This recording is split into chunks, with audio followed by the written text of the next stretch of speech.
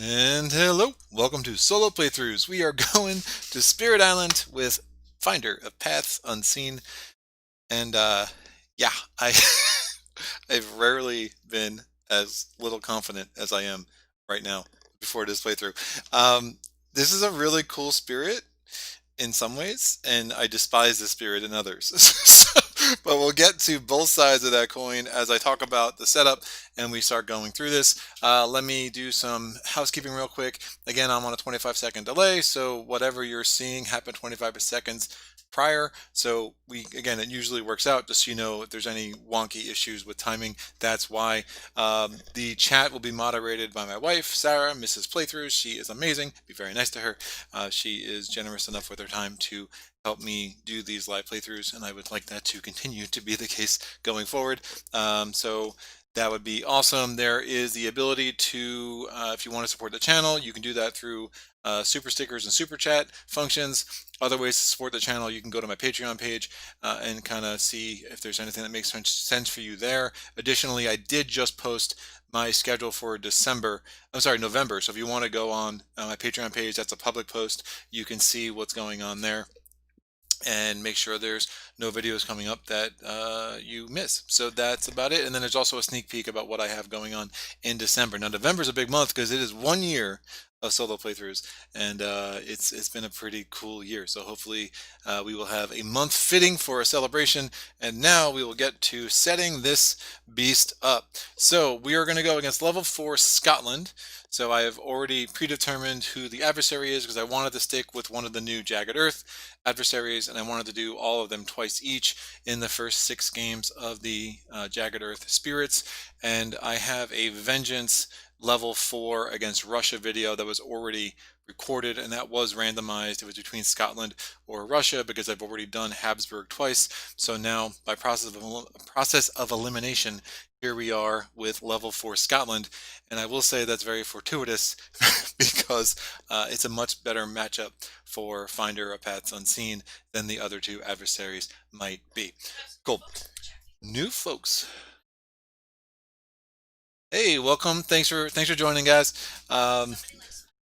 Yeah, Finder is it's I can see why people love this spirit. It's a little wonky true solo, but it definitely can work against the right adversary. So I will talk, let's go through the setup, and then I will talk extensively about Finder before we get going. So I'm going to move this off the board, and we will randomize what board we're on. And I rolled a 5, so we are on board E, one of the new boards. I think this is the first time for board E on the channel, so don't hate that. Get the rest of those out of the way.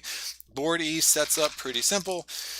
You have I guess they all set up pretty simple, but by that logic, you have a dahan on land 1, you have a 2 dahan on land 3, 2 dahan on land 8, and then 1 dahan in land 5. We're going to put the blight in land 4.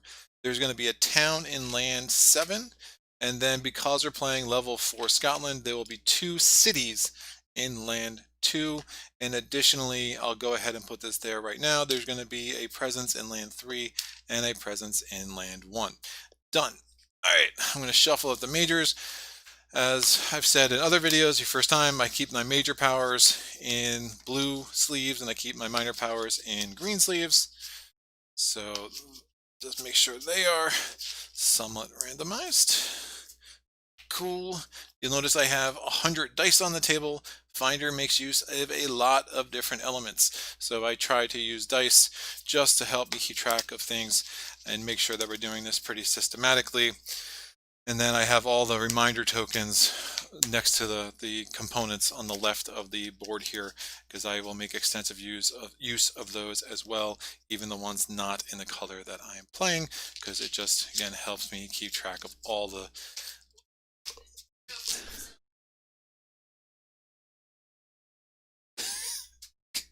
cool. Bruno, welcome. Tony Barnett says, oh, there he is. Tony's in the house. Look at that. All right. What else we got going on? So I have to shuffle up the event deck.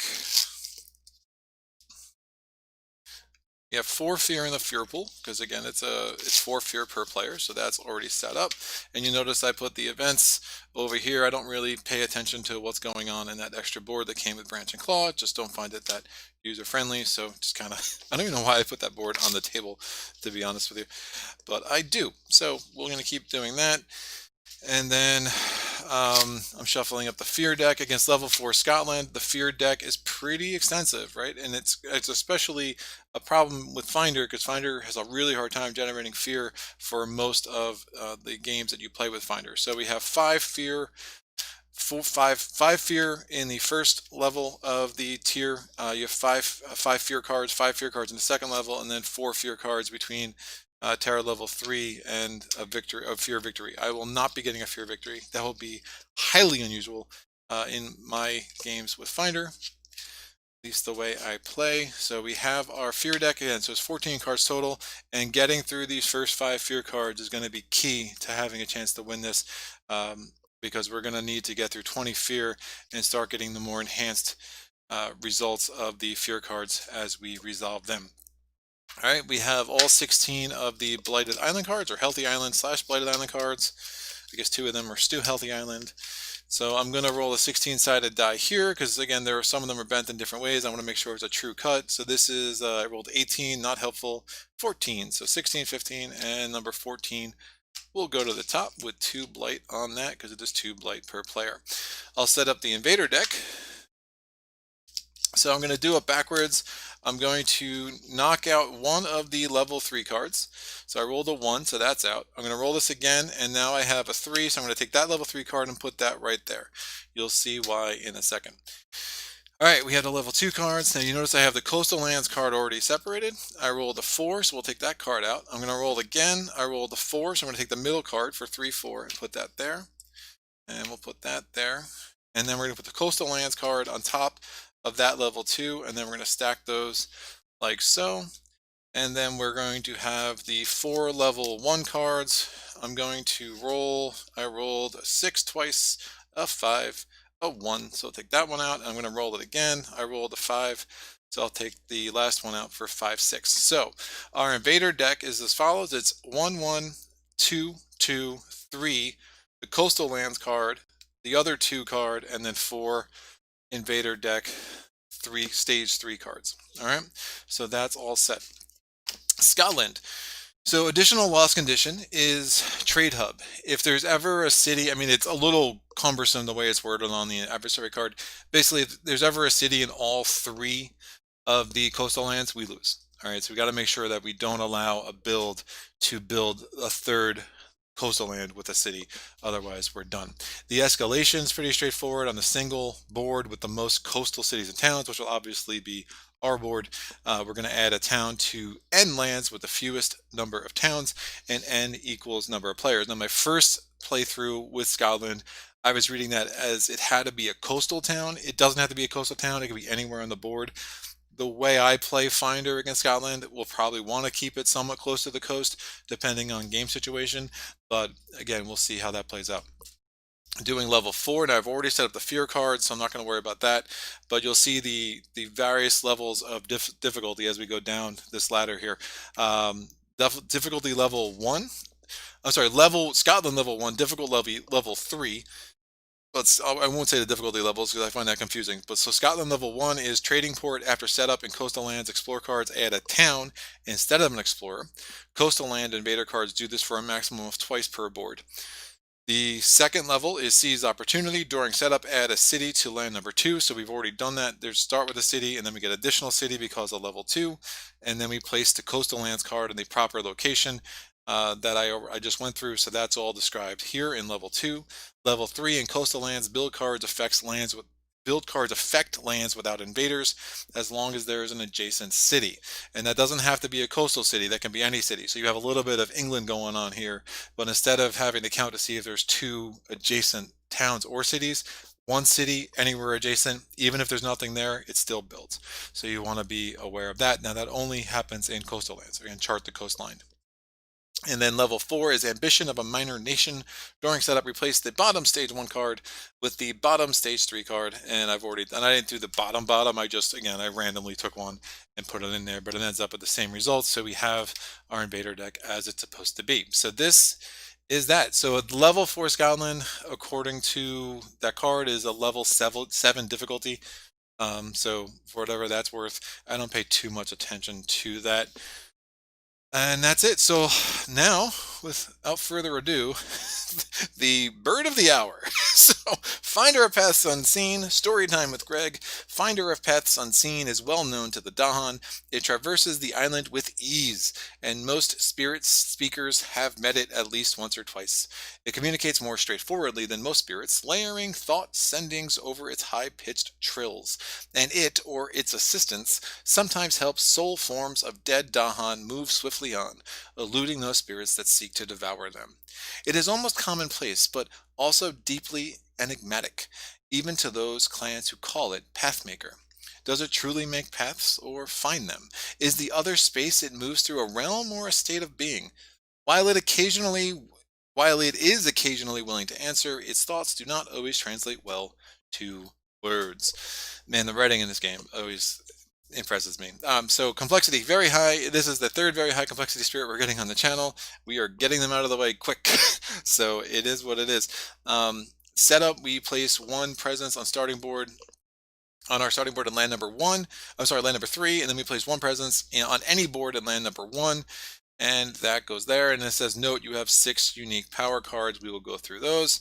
Play style, it's just a control spirit. I I put a post on my Twitter account and my Facebook page, solo playthroughs on both those. And Twitter is actually solo playthroughs. It's THRUS, because I couldn't fit the whole thing. And I joked that I took the fear card and had, with the invader running away, and I was like, that's me running away from the spirit, because it's like, what the heck is going on with that summary of powers? But it's accurate. This spirit just controls things, doesn't do much else, and it is negative damage. It's negative on offense, and you'll see why if you don't already know when we get to the special rules. This board is bonkers. It's not as bonkers as looking at Starlight Seeks its Form. The very high complexity for both of them makes sense, so let's go. Special rules. Responsibility to the dead. After one of your actions destroys one or more dahan or invaders, you or directly triggers their destruction by moving them, destroy one of your presence and lose 1 energy. If you have no energy to lose, you destroy another presence.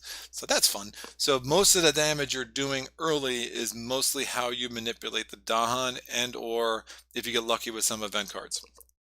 All right, so we'll see that play out. Open the ways. You may make up to 2 of your lands adjacent at a time. You may change which lands are adjacent once between actions, and we'll see that. I find the mechanic sometimes really useful with Finder, and I find it sometimes in a solo game just doesn't come up all that much. It just depends how the board plays out. The growth options, there are 4. It's a pick 1 spirit. The first growth option is reclaim cards, gain a power card, and you may ignore range this turn. The second growth option is add a presence 1 away from where you have presence, and you get +1 card play this turn. We'll definitely be doing that. The third growth option is gain a power card, add a presence 2 away from where you have presence, and the fourth growth option is add a presence to any land and gain 2 energy. All right, so we'll be doing some combination of these 3, and then as necessary, we'll have to reclaim our cards. We'll go down to the innate powers, and then we'll go up to the presence track. Innate powers, lay paths they cannot help but walk.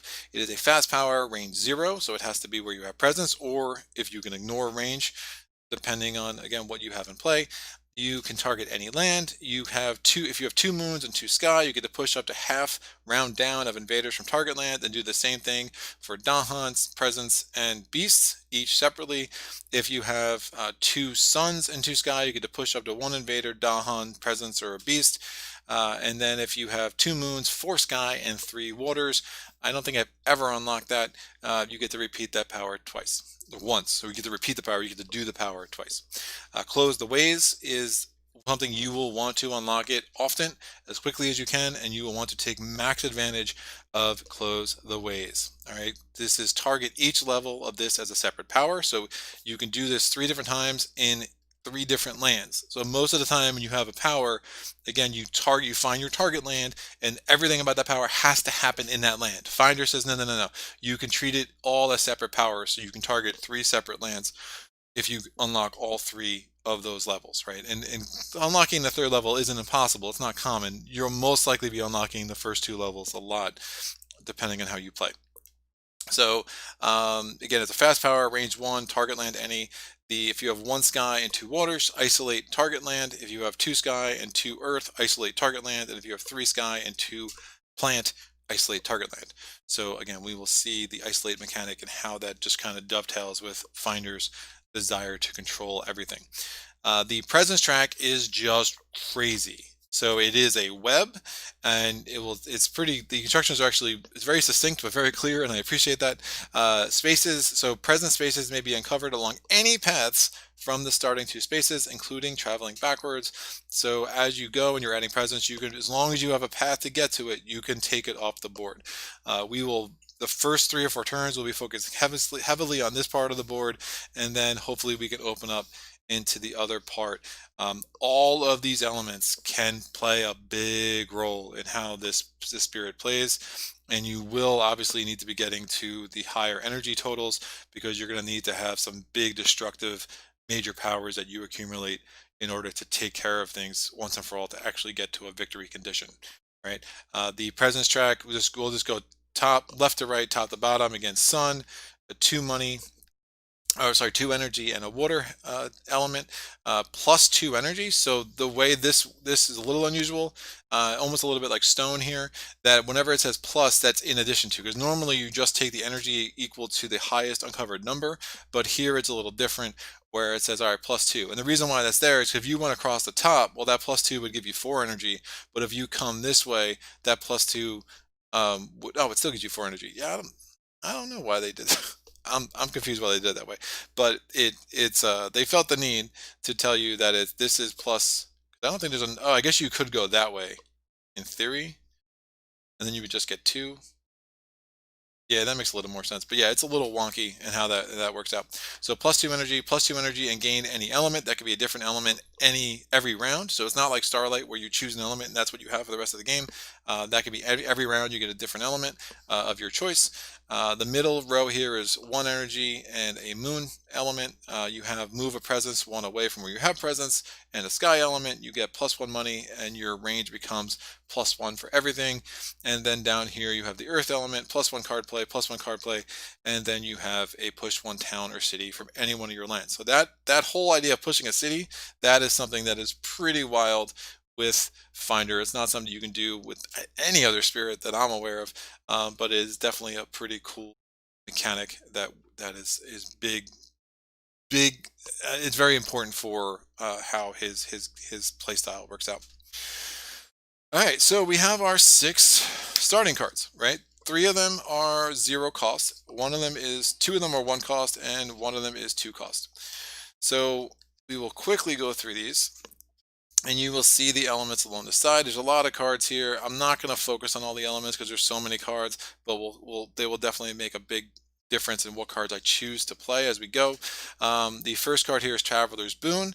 It's a fast power. It normally targets another spirit, but obviously in a solo game you can use that to target yourself. You can move up to 3 of your presence to 1 of your lands, and then you can move a combined total of 1 invader, 1 dahan, and 1 beast along with the presence. All right, so if I had a presence here where there's a beast, speaking of beast, I got to put 1 beast on the board in land number 6, and we have a disease in land number 2. All right, so if I had a dahan here and a dahan there, or a beast, if I had a presence here, I could move, well, I need a 3rd presence on the board, so it's a little awkward. So if I had a presence, I could move these 2 presents, and I could totally move all that over, including an invader if it was from one of the starting lands.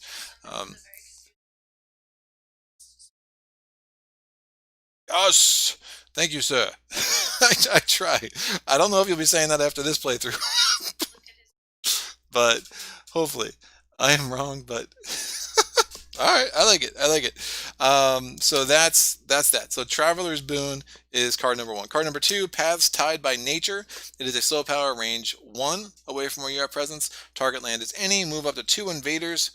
Dahan, Presence, Beast. And again, whenever it has those slashes, it's any combination of those two things. You can move to a land within two that has the same terrain. That's a good card early. It gets a little annoying late because often you have everything where you want it, and you don't necessarily want to move it to the same terrain. It's not as useful as some things. Now, another thing too is it says this isn't push, so it says move to a land. You choose a land, it's one land, and you move it. So it's a different than a push mechanic, and that's something to be aware about. A circuitous and winding journey. This is a push mechanic. It's a slow power. It has to target a land where you have presence. Again, unless you're ignoring range this turn, you can push up to half round up of invaders from target land. Do likewise for Dahan, Presence, and Beasts. And then Ways of Shore and Heartland is a one energy cost card. You get to push up to two invaders, Dahan, Presence, or Beast, to a land that is also either coastal or inland, depending on what the target land is.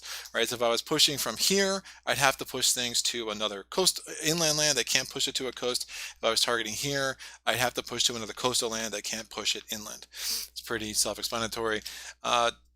Offer passage between worlds, and this is the only sort of defense card you start with. So if you can get a couple of minor powers that are good with defense early, that can make a big difference in your playthroughs with Finder.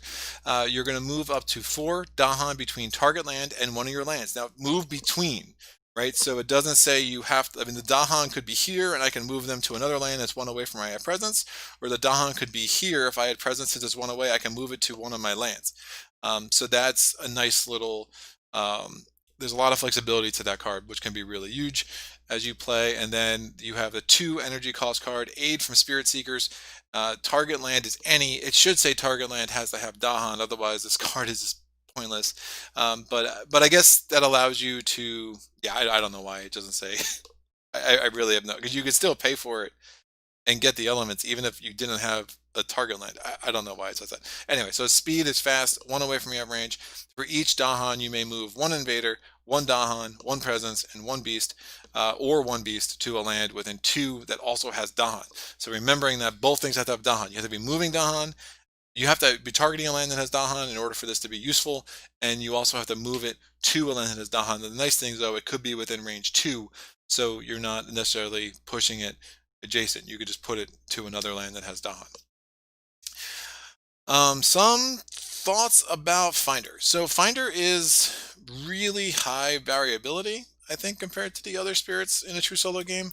And I also find that it is kind of overmatched true solo against a lot of the adversaries. And a lot of that's because of the additional loss conditions. I mean, if you're playing against Habsburg, that idea that, you know, as soon as Habsburg does 8 damage to the land twice, you're done. You're probably going to have it with the way you're grouping together all your adversaries. They're probably going to do 8 damage to the land at least twice during the course of a game. So that makes it really hard to win with Finder against Habsburg at the higher levels. Additionally true against Russia, because again, you're not destroying anything, and if you destroy anything, you're losing presence, and that's a problem. So with all of these explorers that come on the board, you know, I mean, even if you're doing really well with isolate, you know, still the escalation is going to add 2 explorers every time you get that symbol, right? So you're going to be adding a lot of explorers, and they're going to accumulate, and it's going to be hard to not, and then again, you want to group everything, so it's going to be hard not to have a couple of lands that have 3 explorers, and then they'll be matching their Ravage card every turn, so that makes it really hard with them. With France, it's really hard not to have at least 7 or to have only 7 towns on the board, especially since France starts with 3 at the higher levels. So you have a lot of things working against you as Finder when you're playing true solo. I can see the power here in a multiplayer game in some crazy ways, assuming you have another spirit that can get over to your board and kind of take care of some of the things that Finder can't. So, but that would be an interesting interplay. I think there's a lot of playability here. But true solo, again, it's very, very hit or miss. When you get minor powers, do you get defense cards? When you get major powers, do you get you get some major damage cards. I mean, cast down into the blindy deeps, whatever. I've won probably about 6 or 7 games with Finder on level 4, and I think 2 or 3 of them had that card. Right? It's just like a cheat code with this game, because you get everything on one land to just destroy everything. And getting up to 9 energy later in the game isn't that hard with Finder, so that's a really strong card. There are other three or four other combinations of cards that I've been able to put together to get a win at level 4. That said, this game could be over 4 turns in if I get the wrong event card. That's the last comment I'll make before we start playing, is that Finder, more than the other all the Mother Spirits, from what I've seen, is much more vulnerable to getting bad luck go against it in the with the event cards, because it relies so heavily on control. It relies so heavily on things being where it expects them to be, that if the event card changes things too much, it just is what it is. And again, you're not generating the fear cards to make up for it. Because often if you get a bad event card, maybe you have a fear card or two that can overcome that, right? Because you'll be able to kind of put it back where you want. But with Finder, you're not generating fear until much later in the game usually. So you kind of are at the mercy of the event cards to a greater degree. And I've definitely seen some games just go awry very quick.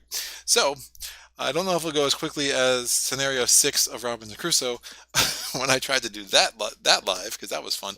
But we do have a much a lot of risk going in, as far as this might be a pretty pretty terrible playthrough as far as things go. So look, Scotland has so many special rules for the coast that I've just taken to putting these reminder tokens. I put one in the ocean, and then one on the build space, and one on the explore space, just to keep my make sure I remember to adhere to the special rules for Scotland. And I think I'm going to stop yammering. We're going to do a final step of setup, and that is going to be an initial explore into mountains. And I like that. All right, so hey, what's up, Dave? So we're going to explore. We're going to put an explorer into land 2, and we're putting an explorer into land 5. Now I know I did put an explorer in a coastal land. Remember, that is the final step of setup. So the escalator that tells you that you have to explore with towns instead of explorers, that doesn't trigger until the end of the first round. So we are good there. All right, that's going to blight. They're just saying that now. That is just a thing that is going to happen. I have adopted a couple of different starting strategies with Finder. I think I'm going to take advantage of the fact that there's a dahan there and make sure I get to use this card well. And I can prevent a town from building there, which would be really nice. All right, so actually I have to move this into the build space. And great. So there's a couple ways I can get this guy out of there. I'm just not worried about 2. It's not a thing that's gonna make a difference right now.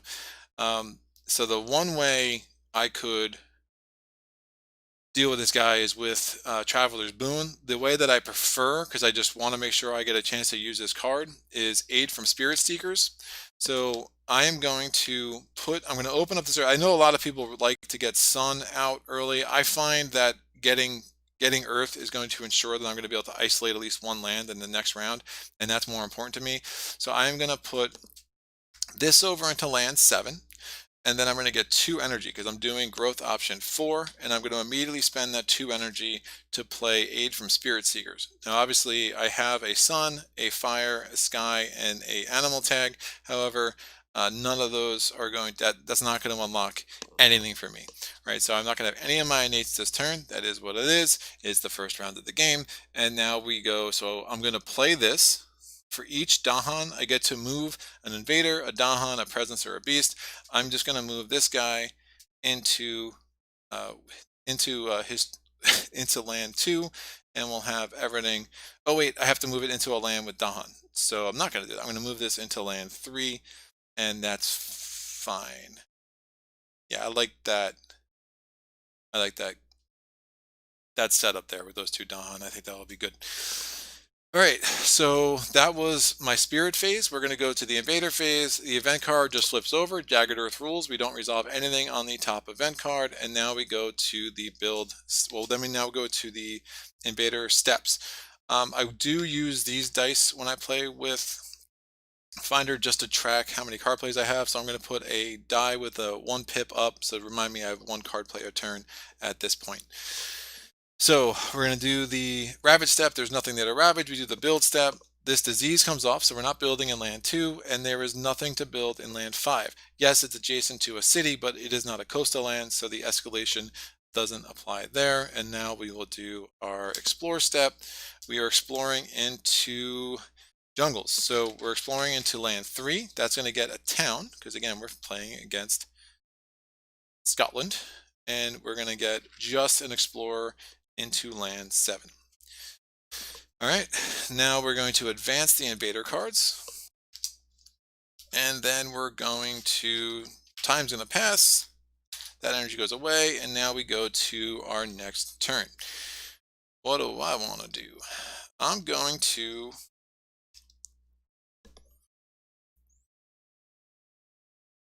that's just going to blight, so I'm pretty fine with.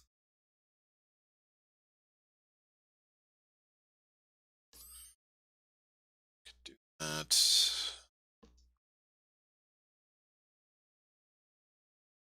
I'm going to save offer passage between worlds for next turn, and you'll see that.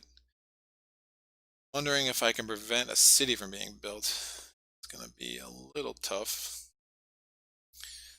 I definitely want at least 1 earth element, and I'm going to want 2 card plays. So there's 2 ways I can get there. I can get there through revealing this, and that's going to give me a moon, and then I could do growth option 2, which gives me +1 card play a turn.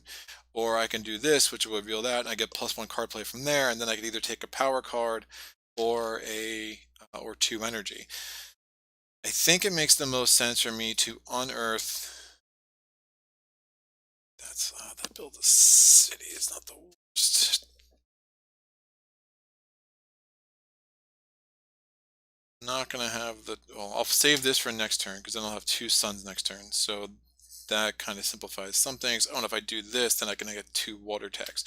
I like that. So I'm going to put this. I'm going to do growth option 2. So I'm going to add a presence 1 away from my have presence. I'm going to add this presence to land number 5.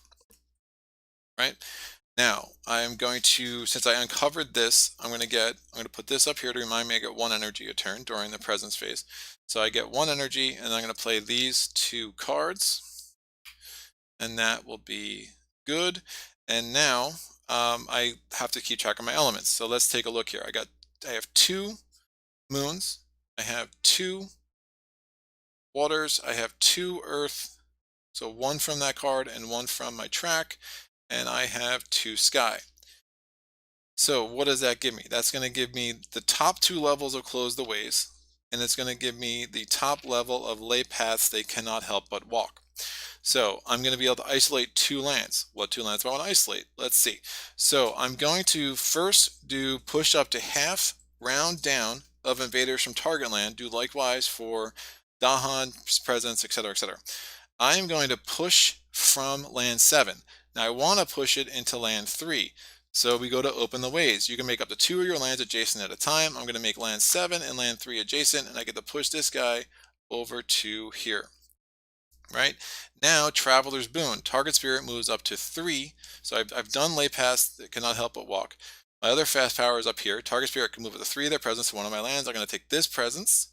I'm going to put this into land 3, and I'm going to bring with me this explorer.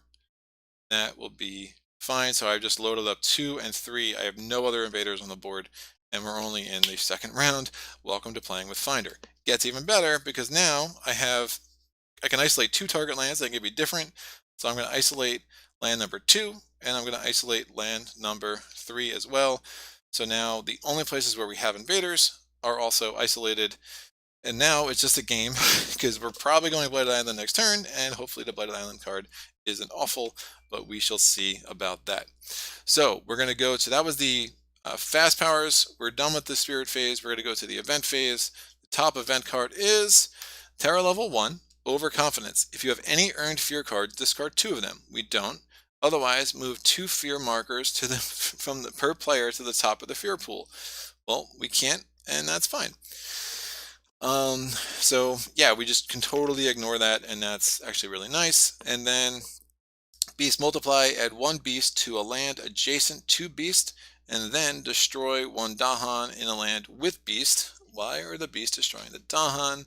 That's not very nice. Well, fine, we'll put this here. Oh, by the way, so open the ways. These 2 lands are no longer adjacent to each other because obviously I moved my presence, so therefore my special rule no longer applies. So I'll take those markers off and this be a little more clear.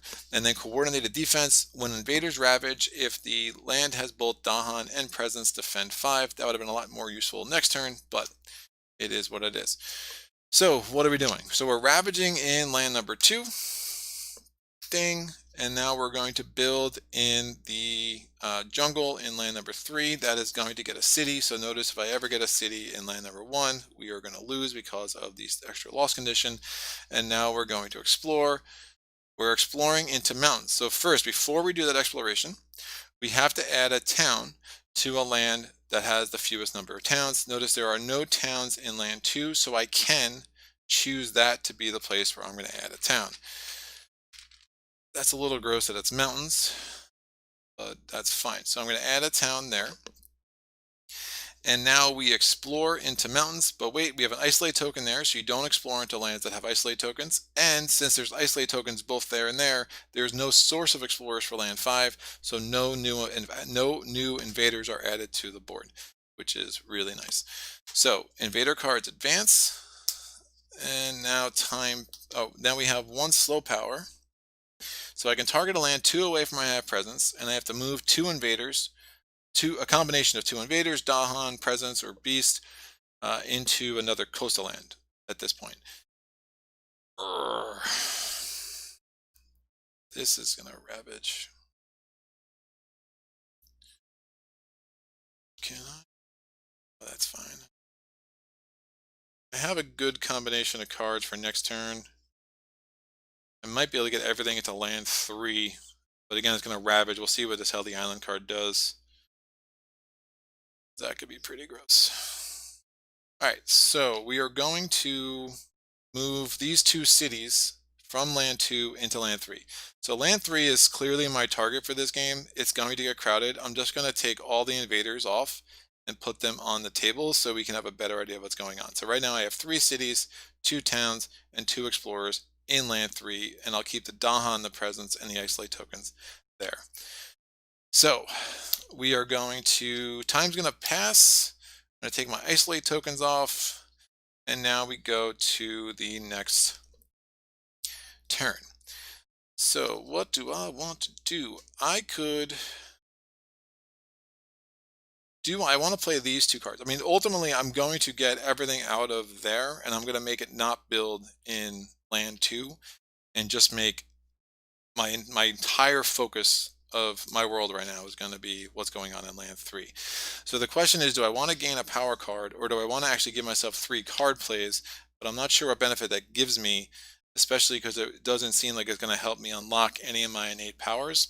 So that's probably not the way to go. I'm not sure I want to get energy. What could be really helpful right now is getting let me get another power, and we'll see how that goes. So I'm going to gain a power. I'm going to go with minor power still, and I really do care about having something that gives me a sky. And ooh, interesting. So I get call to trade, which allows me to gather a dahan, and if it's terror level 2 or lower, I can just, it's the first ravage and target land will become a build. It's going to build 100 things there anyway. That's probably strong.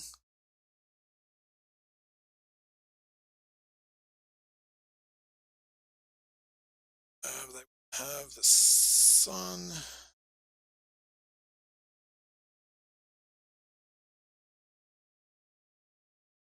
That. No. Oh, if I make it a build, it doesn't matter.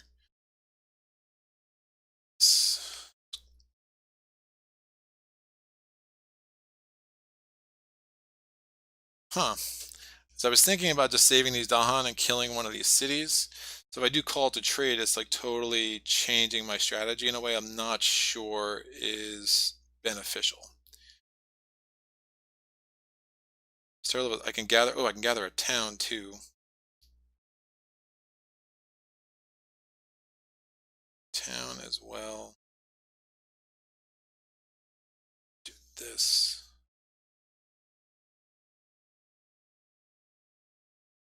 Yeah, why not?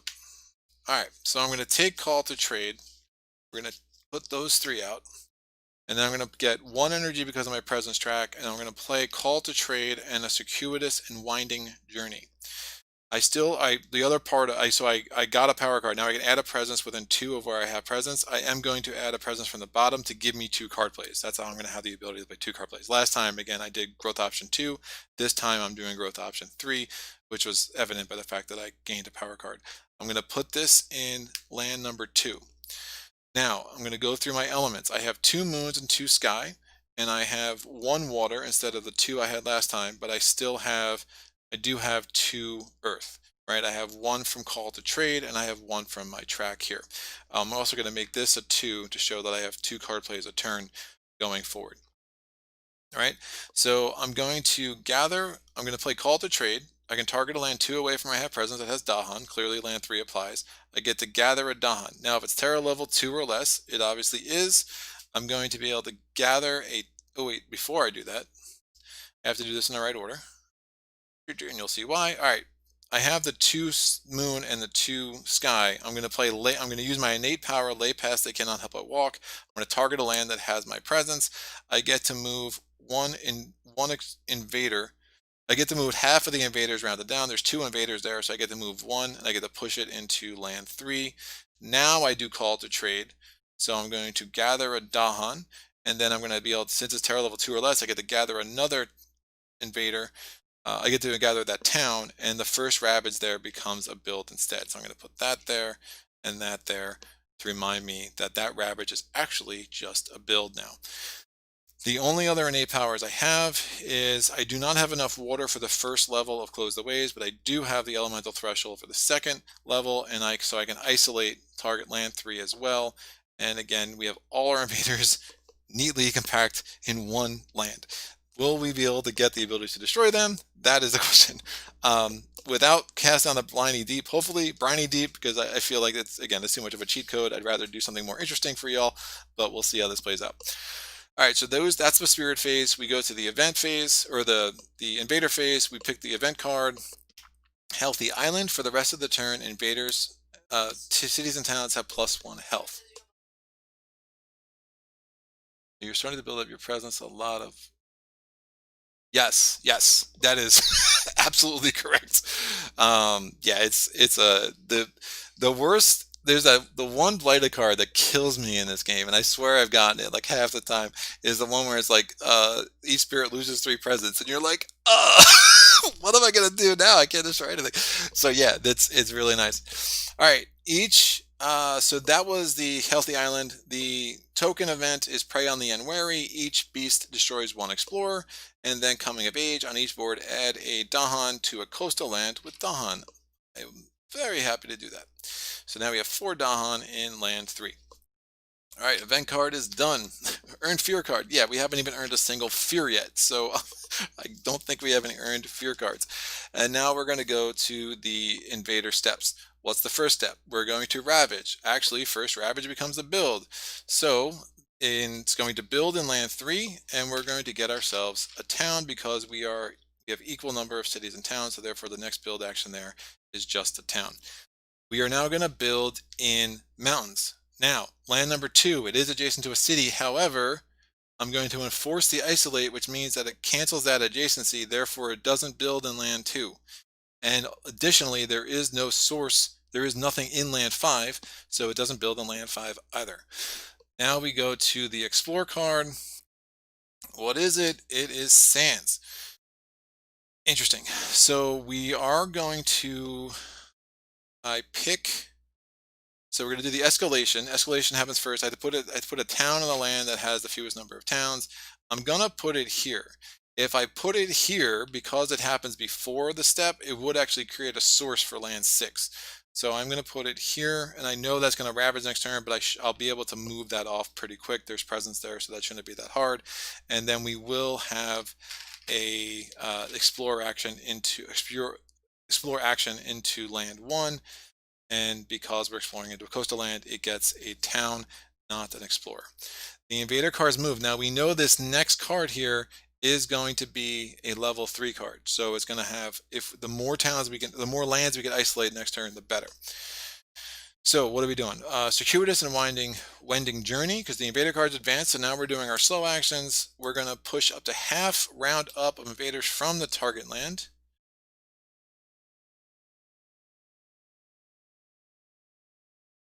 I guess it doesn't really matter. Oh, you know what? Probably makes more sense to do from land 1. Yeah, so I'm going to make land 3 and land 1 adjacent. And I'm going to push up to half round up. So there's one invader there. Half is 1/2, rounded up is 1. I'm going to move that to land 3. And then I'm also going to move half the dahan, rounding up. So again, the same math. We have 5 dahan in land 3. There is some advantage. If you get one of those events that's like 1 damage per dahan, or as you start earning fear cards, there's a lot of advantage to keeping all the dahan in the same place. And the other nice thing that's going on in land 3 is that if it did ravage, we were able to turn this ravage again in the future, because we know the coastal lands is coming up at some point. If it did ravage there, we're going to be, it's not going to have to ravage and cascade, because we were able to ignore the ravage this turn with call to trade. So obviously I'm going to want to push this sucker in there, and let's see if I can't find a way to, that's probably not happening. I was wondering if I could potentially get two isolates next turn. Yeah, I don't think that's going to work, but that's fine. So time passes. These cards go to my discard. And now we are going to go, this isolate token comes back. Now we go to growth. What am I doing in growth?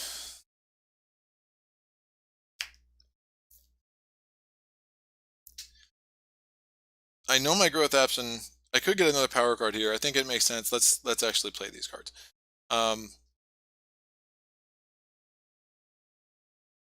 Get a ton of dahan there. It's crazy.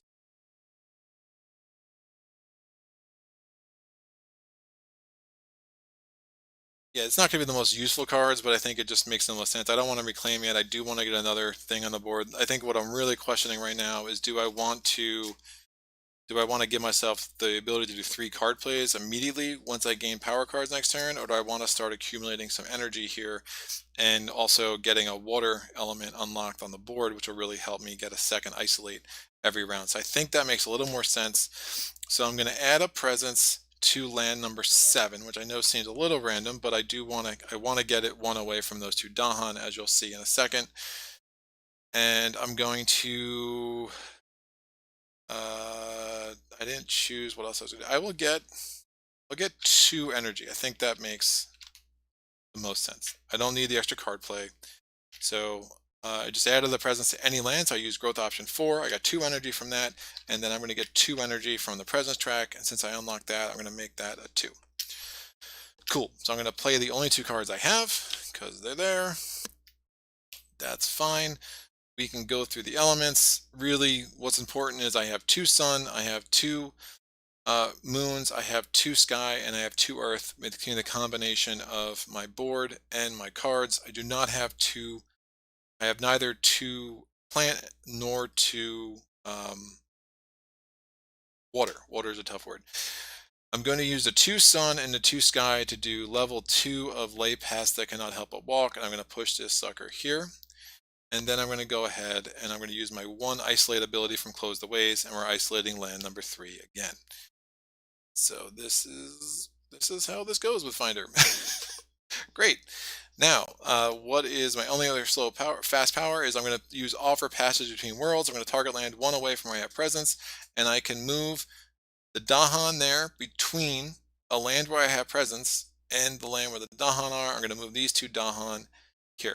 There's another benefit of stacking so many dahan in one place, is that if we need to move everything out of land 2, we have that aid from Spirit Seekers that we'll actually have to move a dahan out of there to make it work, but for each dahan that remains, you'll be able to move an invader out, which can be really helpful, especially when you have the ability to kind of choose where you want to push it with your open the way special power. All right, which I'm just going to take that off the board right now because I don't need anything to be adjacent here. All right, so we have paths tied by nature. That's a slow power. So we're done with our fast powers. We can go on to the invader phase. We've still not generated a single fear. The event card is Dahan Trade with the Invaders. This one's a fun one. I really like some of the flavor of the new cards in Jagged Earth. So this one has a bunch of options here. Some seek knowledge, others are interested in tools and trade goods. Still others are simply curious. All hope to avoid violence, and the invaders seem amenable, at least for now. So you may ignore their interest. The dahan do not participate in ravages this turn. Obviously, if we just choose that option, it makes no difference on what's going on the board, and that's totally fine. We can display our wrath at his betrayal. We can spend 2 energy, aided by fire. Each dahan in each spirit with dahan in their lands destroys one of them and generates a fear. So do we really want 1 fear? And then change and help them learn from the enemy. We can spend 6 energy, aided by sky, so we'd have to get 4 more energy. Dahan do not participate in ravages. Each spirit gets a power card, and from the next turn on, each dahan provides defend 1 in its land. Wow. That's enticing. Defend, I mean, it's only defend 7, and the invaders are attacking 9, 21, 24. So I don't know if defend 7 is going to help me that much. And I basically would have to forget a power card to get up to the 6. And I'd have to forget another power card. So I'd have to forget 2 power cards. That's probably not worth it. It's really enticing though. Alright, I won't do it. I'll be good. That doesn't make any sense. I'm just going to dahan to not participate in ravages this turn. That's fine. I mean, the other option that I could forget aid from Spirit Seekers, but as I just said, that could be a really important card. So, and I don't want to spend 2 energy because it's going to be important to start getting energy because I'm going to need one of the big boppers in the major powers to deal with what's going on in lane 3. So it is what it is. So ignore their interest, don't participate, move on. On each board, push 1 disease to an adjacent land with the most invaders. We have no disease, so we can ignore that. We go to the invader steps. They are ravaging in 2, ravaging in 5, obviously nothing there. They're building in 1, building in 6, obviously nothing there, and it's not adjacent to land 3. We're going to do the explore step. All right, so we are exploring in sands and wetlands. We are putting a town in land 1. And there is no other explore that works. We have this land is isolated, so 4 is cut off, and there's no source for 6 or 8 either. So we are good there. The invader cards advance, and we know next turn the invader card is going to be coastal lands. The joys. All right. Now, what is this? I can move up to 2 invaders, dahan, presence, or beast to a land within 2 that has the same terrain. I will move this beast, so it's 1 away from my presence, and I can move it to the other sands over in land number 1. Maybe be a little bit more helpful there.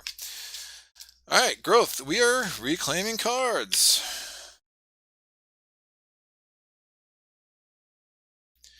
Call to trade might still be the way to go here. I am going to gain a major power. It is time to start hunting through this deck and find out how I'm doing the damage I'm going to need to do to defeat these grotesque monsters that are taking over land 3. So what did I get? Wow. Okay, so my options are Death Falls Gently from Open Blossoms. It is a slow power, range 3. Target land has to be a jungle or a sands, that's fine. 4 damage. If any invaders remain, add a disease. If I have 3 sky and 3 plant, which is pretty doable, 3 fear and 1 disease to 2 adjacent lands with invaders. So with invaders is KO. This isolate token comes off. Storm Swath. Swath, whatever. So again, 3 of these have skies, which I really like, and then draw towards a consuming void is just bananas. Oh, it's so good. That's fine. All right, what do we got here? So Storm Swath is a slow power, 1 away from where you have a sacred place. Target land is any. It generates 2 fear in both origin land and target land, 1 damage to each invader. If you have 2 fire, 3 sky, and 2 waters, +1 fear, and the power has +1 range. In the land adjacent to both origin and target, 1 damage to each invader. In lands where you did damage, destroy 1 town. Interesting. Not. I mean, if you unlock it, it's 2 damage to each invader, and then you could destroy a town on top of that. But that's going to still leave me a little bit shy in taking care of the cities, but don't hate it. Irresistible Call. It's a fast power. It has a sun and a sky. It is a gather 5 towns, 5 dahan, 5 beast, and 15 explorers. If you have 2 sun, 3 sky, and 2 plants, invaders skip all actions of target land and isolate it. That's. Oh yeah. Void's great. I don't know how I don't take Void right now. To be honest, it's pretty bananas. Last but not least, it costs 8 energy, but again, once we get this unlocked, we're going to start getting 4 energy a turn here pretty quick. It's gather 1 explorer, 1 town, 1 city, 1 dahan, 1 presence, and a beast from each adjacent land. 4 fear, 15 damage, 5 damage to dahan, which is the only drawback there. But you could, there's nothing saying you can't combine that with offer passage between worlds, so you can actually save the dahan in the process, and then destroy 1 presence from each spirit, remove 2 beasts, and then you can forget a minor power, a major power, and a unique power to perform the above effects again.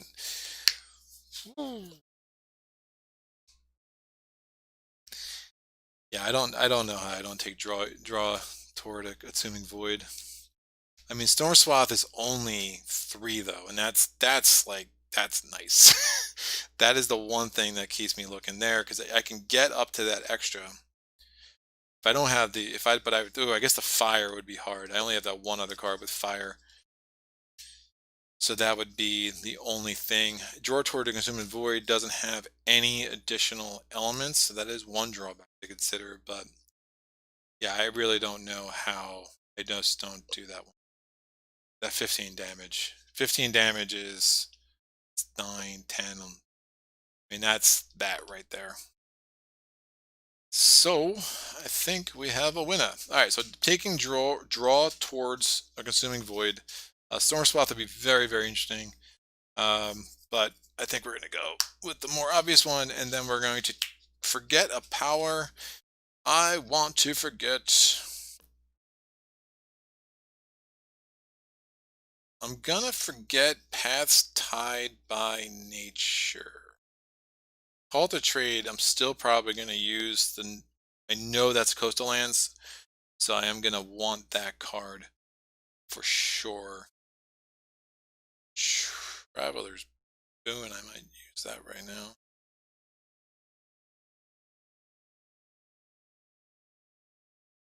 Two beasts.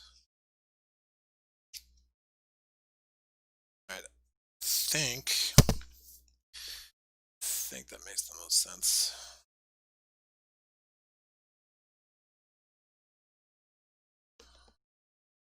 Definitely want to isolate 2 lands. So keep aid from Spirit Seekers just in case. That's not going to be that helpful right now. Call to Trade, I'm going to want next turn probably. Nope, I'm going to have that 2 turns from now.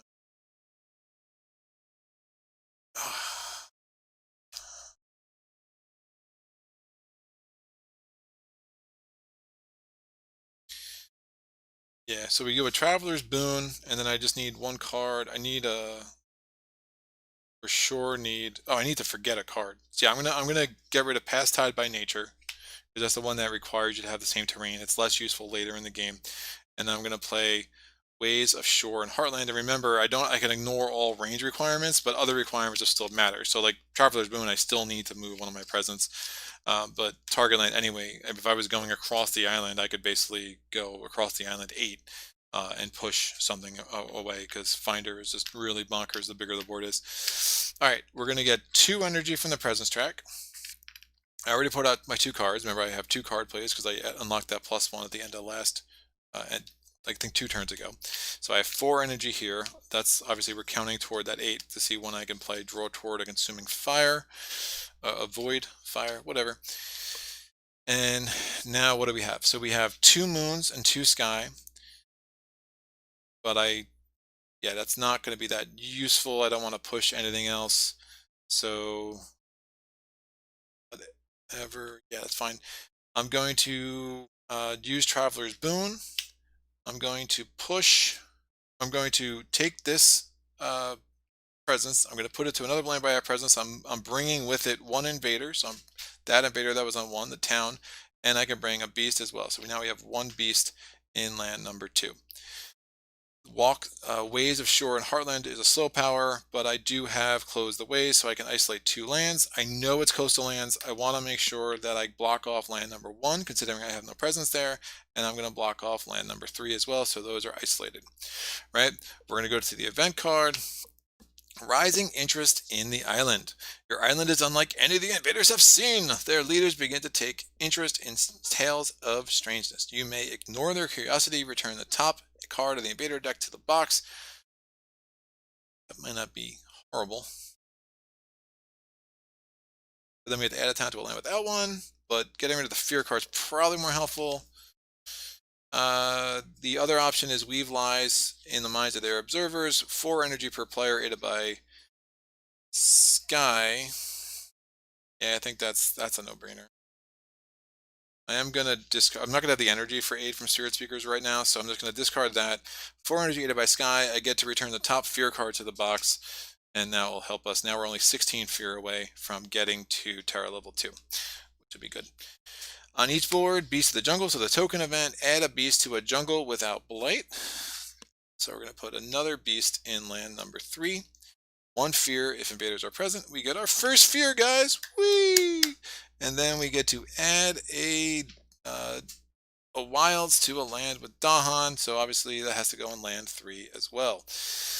Event card is done. We're ravaging in sands. Nothing in 1, nothing in 6. We are building in sands and wetlands. All 4 of those lands have squadouche, and we do not have a city adjacent to land 1. So now we go to the explore card. It's coastal lands. So we have isolated 1, we have isolated 3, so we only explore into 2, and that's going to get a town. Invader cards advance. Still not worried about ravaging in 3, which is crazy. All right, so now pick Ways of the Shore and Heartland. We're going to pick a land. We're going to push 2 invaders to a coastal land. So 2 invaders, a combination of invaders, dahan, presence, beast. So I'm going to push this town and this presence. No, I'll leave the presence in 2.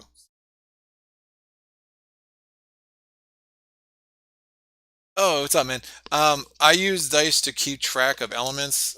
It just kind of helps, but again, I don't do it every round, which I know is a little confusing. So yeah, that's cool. Thanks, Yanara. I'm sorry if I butchered that. Cool. So everything's in land number 3. So just to keep track, at home we have 8 towns, we have 3 cities, we have 3 explorers, we have 7 dahan, we have 3 presence, we have 2 beasts, and we have a wilds. And I left that presence in land number 2 because I think that just makes more sense. So it's push up to. You do have the option to only push 1 thing, like I just did there. All right. Now what? I think I'm just going to do draw toward a consuming void for the first time. Yes. Yes, that will work. So I'm going to add a presence to any land. I'm going to add it to land 1. Oh, the isolate tokens come off. And I'm going to get 2 energy from that. Now I'm going to get 4 energy from my presence track. So that gets me up to a bunch here. I'm going to make some change. So I have 10 energy total. I have 2 card plays. I'm going to play draw toward a consuming fire. Oh, but then I won't be isolating anything.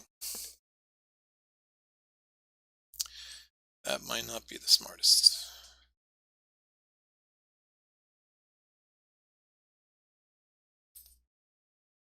I'm going to show a little restraint here.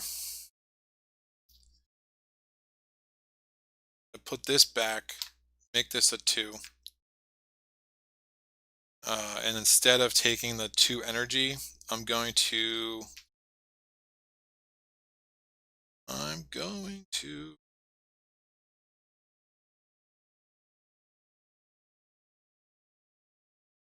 yeah, I really want to make sure I keep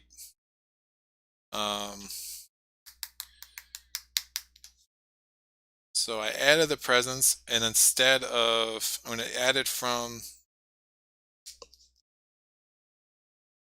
I could add it from there.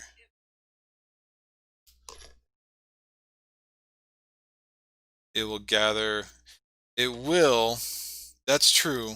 That is true. I don't hate that. I think if but I do feel like I do worry I'm kind of pushing it. But it is true. That is crazy. It's such a crazy card. It's such a crazy card. I think I want to gain another power card. But so then if I just had the 6 energy, right? Because then if I gain another power card, and I take the energy, it gives me 3 card plays. But then I could do this again. That's so crazy. All right, that's fine. Ayanara, sorry, but that is convinced me. So we're gonna do that instead. So we got my 2 energy. I went back to my original plan. I'm going to play draw towards a consuming fire, and I'm going to play offer passage between worlds, and I have unlocked nothing because I don't have the elements, which is fine. All right, so now we're going to go to the event card. Oh wait, this is the next time 2 dahan are destroyed, or the next time dahan are destroyed in the land, I can destroy 2 less. So I'm going to put that into effect in land number 3, which you'll see why that will be helpful. So we go to the event card. Event card is terror level 1. On each board, add a dahan to a land without invaders, or I'm sorry, add not a dahan, add an explorer to a land without invaders or dahan. I'm gonna add it to land number. I'll add it to 4 because then it's gonna be sucked in anyway. I just don't want to make sure it doesn't build. Yeah, that's fine. Oh, it's even better. Prey on the Unwary is the token event. Each beast destroys an explorer. So that explorer I just added is now super dead, and each spirit with at least 3 dahan when it lands may use a slow power now instead of later. I will use it later. I'm going to build another city there. Does not make any sense for me to do this now. So I will say may use it now. I will not. I will use it later, and that is good. We are going to now do the invader steps. We're going to ravage in sands and waters. Nothing. We're building in coastal lands, so nothing to build in 1. 2 is adjacent to a city, so that will get a town. And then we're going to build another city in 3, like so. And now we're going to do our explore step. We have to add a town to a land that doesn't have any, because it has to. Again, we're doing the escalation. That's going to go there, and then we will put an explorer into 4. There is no source in 8. Invader cards are going to advance. And now, the moment of truth. Draw towards a consuming fire. I'm going to gather an explorer, a town, a city, a dahan, and a presence from each adjacent land. So this town goes here with this presence. This town goes here with this presence. This explorer and this beast go there. We don't gather blight. That's the only thing we don't gather. And now we're going to do 4 fear. That's our first fear card. Again, 3 would come down. There'd be a remainder of 1. We're going to do 15 damage. So we're going to destroy all 4 of these cities, a town, and an explorer. So it's 12 damage, 13, 14, 15. So that's going to be 8 fear for the cities. So that's 2 more fear cards. Plus 1 fear for the town. And then the explorer is just dead. We have to destroy, do 5 damage to dahan. So that would destroy 2 dahan and injure 1. And then offer passage between worlds is going to trigger. I'm going to prevent the destruction of those 2 dahan, which is good. And then we're going to destroy 1 presence. And we have to remove 2 beasts. And additionally, my special rule triggers, after one of my actions destroys 1 or more invaders or dahan, I have to lose another presence, and I have to lose an energy. If I did not have an energy to lose, I'd have to lose a second presence, right? So that is done. Now, if I wanted to, okay, if I could wipe everything out here, I might as well do this again. If I forgot a minor power, a major power, and a unique power, I could do this. I could do the whole thing over again. The reality is it would not allow me to win the game. So I don't think that makes much sense. And it would basically, I wouldn't have the money, so it would make me lose a ton of energy, a ton of my presence, and that might be a little too risky. So I'm just going to let it ride like so. All right, and I should be able to get 8 energy again pretty quickly, so I'm not that worried about that. All right, time passes. What am I doing now? Good question. I'm going to gain up. I'm going to give myself 3 card plays a turn. So I'm going to add this presence. I'm going to add this presence here. I'm going to gain a power card. I'm going to gain a minor. This major power is more than sufficient. Another major. Nah, we'll gain a minor. So I want something I can play this turn with my 3 card plays. That's fine. Interesting.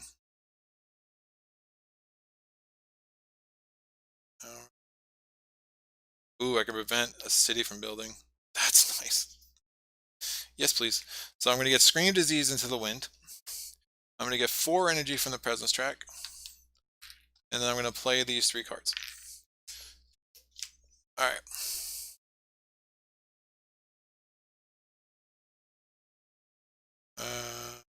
Oh, it's actually not building there anyway. That's fine. Actually, let me rethink this. Gather up the 3 dawn. And none of these are actually great for me. That's fine. I'll do what I did. All right, what do I have? So we have 2 suns. I have 3 sky. I have 1, 2, 3 wetlands. I have 2 wetlands. I have 3 waters. I have 2 earth. I can isolate 2 lands because I closed the ways. Isolating 3, isolating 2. Since I targeted, I will add a disease to 3. Why not? And then using a scream into the wind. And I have this innate power, lay past I cannot help but walk, but there's really no point in doing that. So that is totally fine. And then, so call to trade, I can gather a dahan. Since we're tower level 2 or less, I can gather in a town, and we're going to make the next ravage in this land into a build instead. But we're going to prevent that. That's what I was talking about. I knew I had a method to my madness. I'm going to prevent that build because of scream disease into the wind, and that's why that disease was important. Cool. Rock on. Sometimes I'm smarter than I realize. So we go to the spirit phase. Spirit phase is done. We go to the invader phase. We are still Healthy Island. We go to the event card, Healthy Island. Each explorer actions add 1 explorer to lands without. Explorer actions add +1 explorer to lands without towns or cities. So I'll put a reminder on that. And that's fine. Layer in untamed lands on each board. Add 1 one beast to a land without towns, cities, or blight. Put it up there. And then seek out new grounds. Gather 1 or 2 dahan into a land without dahan setup symbol. So I do have to do that. It's 1 or 2. I'm just going to gather 1. Because if it said up to, I could ignore it altogether. But I will just gather 1 explorer, 1 dahan into land number 2. All right. We go to our fear cards. We have fear cards now, kids. We're going to do terror level 1. Defend 2 in all lands with presence. Who cares? Depopulation. Replace on each board. Replace 1 town with an explorer. And last but not least, invaders do not explore into lands with 2 dahan. They weren't exploring there anyway because we have an isolate token. All right, we are turning this ravage into a build because I call it to trade, but the build is going to be prevented by the disease. Rock on. Nothing else is ravaging up the coast. We're not building in 4. We're not building in 8. And we are going to explore. It's a level 3 card. We're exploring into sands because there were no sands. There were no towns or cities there ahead of time. It's going to get an explorer in addition to the town. There is no source. Again, you take stock of this before the step starts. There is no source for 7 before the step started. We're isolated in 3, and there's no source for 6. So all the explorer is done. Invader cards are going to advance. Yes, everything off the board is in land 3. This is a hard spirit to film, which is fine. All right, what are we doing? I'm going to use my open the ways. We're going to combine 1 and 3. I'm going to push up to half of the invaders from target land. So there's 2 invaders. I'm going to round up and pushing 1 into land 3. And then I can do the same thing for the beast. I'm really hoping to get a nice damage card involving the beast there. And then I'll leave the presence. So that is fine. Again, it's rounding up. There was 1 beast, so half of 1 beast is a half of a beast, and you round up, it's 1 beast. I can move that 1 beast like I did. That's there. That's there. Time passes. We are going to reclaim our cards, and we gain a power card. Now, I'm still debating whether I want a major power or not. I'm very committed to not having another city build, just because it just helps prevent triggering other builds and all that stuff. Not going to have enough energy to draw toward a consuming fire this round. Just don't know if there's much benefit in me getting another major here. 15 damage would destroy 7 of these guys. It's fine. Let me get a minor. I have 3 card plays. I think I can do a lot more creative things with the minors here. This is garbage. Yeah, none of this is helpful, I think. If I could have got that defend 10 or something, defend 1 per dahan, but that's fine. All that is trash, I will keep. If Guardian Spirit, Cycles of Time and Tide, none of them have a sky. This is just 2 damage. I'm not going to waste one of my bullets that we were talking about on 2 damage. 1 fear per type of invader present. Target land has to have blight, so that's useless. I'll take Cycles of Time and Tide in case I want to remove a blight, which might not be the worst idea. Might not be the worst idea. But I have to be targeting coastal land, and there can't be a dahan there to start that. Great, 3 card plays. I am going to play Scream Disease into the Wind again. And I know I'm going to target that land because I'm always going to isolate it every turn. Oh, I get 4 presence for the 4 energy because of the presence track. Cool. So I'm definitely playing that. 2 more card plays. What am I doing? I do want 2 suns because I'm going to want to move that explorer so it doesn't build there. So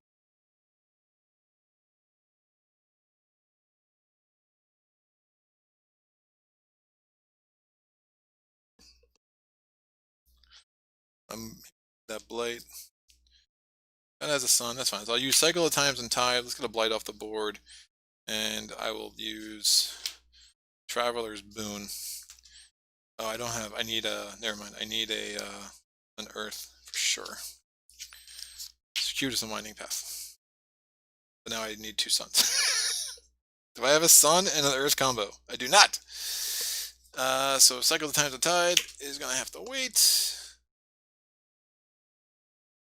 If I did this,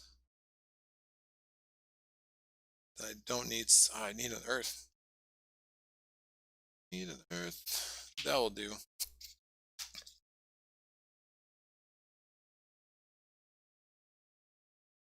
So we'll do. Yeah, because I can isolate two.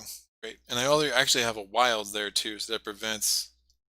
Well, it was already isolated, so I actually don't need to isolate that this turn. I can have the whole coast covered up because I have a wilds there, and I can isolate both of those lines, which is even better. Oh, but I wanted to target that so I can put disease there. Right. A lot of moving parts. All right, let me do this. I am going to isolate land number 3 and put a disease there because of scream disease into the wind. And then I'm going to isolate land number 1. I'm going to use Traveler's Boon to move this explorer and this presence down to 3. And I've done all of my. The only other fast power I have is I could push up to half invaders from target land, do the same for dahan, etc., but I'm not moving anything else around the board, so we're good. Event card, war touches the island shores. Wow. I think I allow the attacks. I got so much presence there. It makes me go blight island though. Interesting.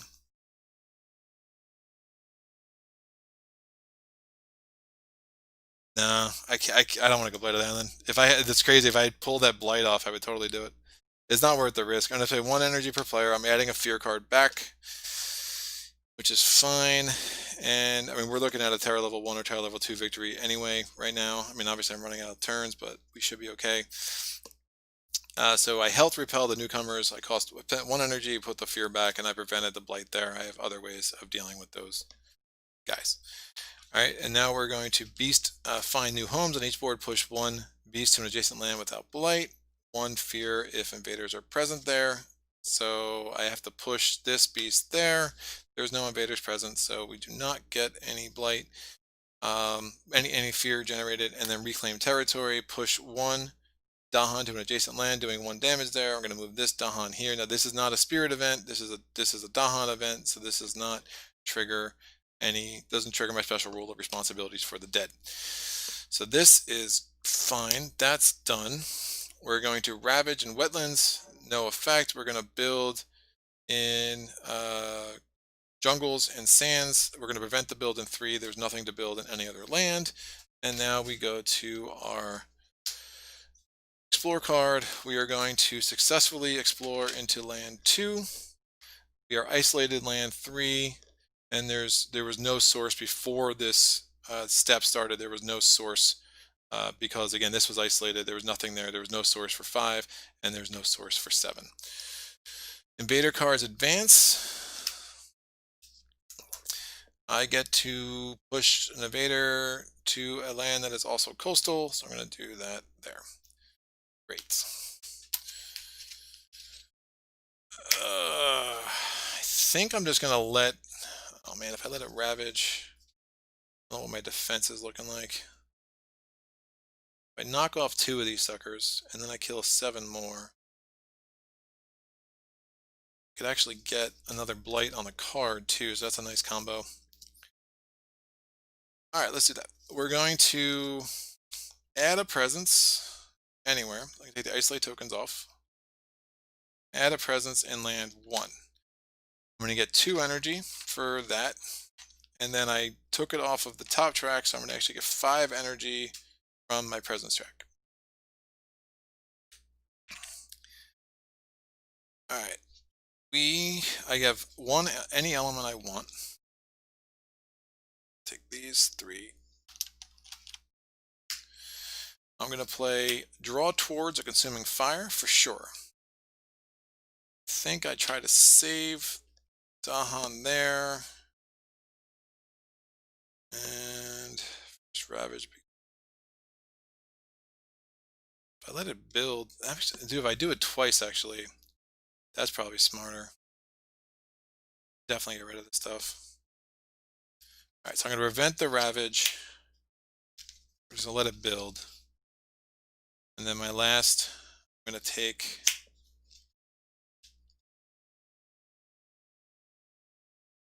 a blight off the board.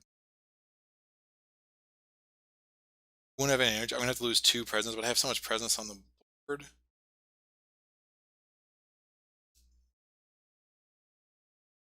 No, that makes sense. Let me save an energy there so I have 1 energy to play. I think that will work. Alright. I do have the ability to isolate 2 lands. So we're going to isolate land 3. And we're going to isolate land 1, prevent anything from going there. We're going to, the next build, the next ravage in land number 3 is going to be a build instead, thanks to Call to Trade. We are still terror level 1 or worse, or lower. That is it. The rest of these are slow powers. All right, we are going to, yeah, I can't play lay pass. They cannot help but walk at all, so we're totally fine there.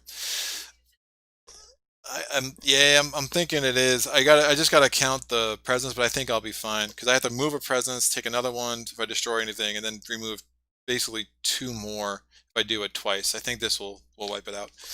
All right, bureaucrats adjust funding. On each board that has 9 or more towns and cities, which this does, we skip the highest numbered matching land. So we would basically skip the build in land number 7. It's not going to help us at all. 2 fear per board with 2 or more beasts, so we get 2 fear that way. Nice. And then when invaders ravage, the land has both dahan and presence, defend 5, not going to help us. We're going to take our fear card. We're still on tower level 1. Each player removes an explorer from a coastal land. That's fine. Ravaging, again, the first ravage there becomes a build, so we are going to build a city in land number 3. Oh, it's going to build a second city too. That's still fine. No build anywhere else on the board. Now, I'm sorry, no ravage anywhere else on the board. Now we go to the build step. This is isolated, so we're not building in land 2, even though it's adjacent to a coastal land with a city. The isolate, again, ruins the adjacency. We are going to build in land 3, so now we have 2 cities and 10 towns. And then finally, we do the explore step. We're exploring into land number 2. Nothing else has a source, again, because going before the step, this isolate token's there. Nothing else had a source, so that's the only explorer that gets added to the board. And it's, again, the explorer is now a town because of Scotland. And now we are going to do draw towards a consuming fire. So we gather 1 presence, beast, everything. So basically everything but blight. If there's only 1 of it, it's coming into land 3. We're doing 15 damage, so 4 fear. So that's another fear card. We're in tower level 2. And then we do 15 damage, 3 damage, 5 damage to dahan. So 2 dahan die. And we're going to do 15 damage to invaders. So that's 6, 7, 8, 9, 10, 11, 12, 13, 14, and 15. That's going to be a total of 8 more fear. 4 for the 2 cities and 4 for the 4 towns. And now I have to destroy a presence and remove 2 beasts. And then I have to lose another presence and an energy. Now I'm going to forget a unique power, a minor power, and a major power to, that's the only major power I have. Oh, I messed up. I should have grabbed the major. Oops. That's fine. Ravage, defend 2.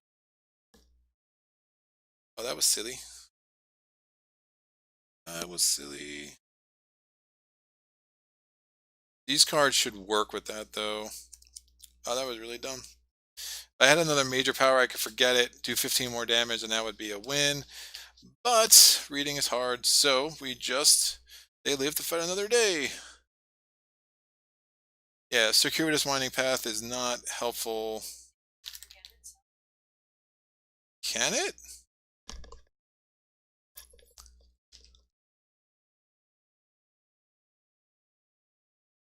Is that right? You can forget that power and still do it? I believe you. That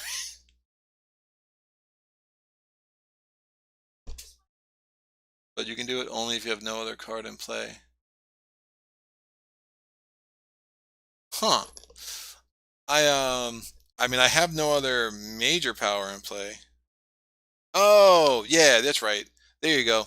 Sorry, that writing is like a really weird color. Yeah, if you have no other power card in play. So I have no power card in play, so I can't do that anyway. Cool, cool, cool, cool. All right. Well, we got there. Man. One of these days, I'm gonna know all the rules. All right. Well, that's actually fine. I think we'll be fine as it is. I have a good combination of cards in my hand, so I'm not gonna reclaim my cards. We're gonna move onward and forward, and probably gain another. Oh, man, I don't have enough money. All right, let me gain power. I'm gonna do growth option 3. I'm gonna gain a minor power card, and it's not terrible. Defend 5. Oh, that's a good combo. That's a nice combo. All right, we're good. Taking domesticated animals go to Berserk, which is one of my favorite cards in the expansion. I'm going to play Cycles of Time and Tide to make sure we do not go blighted.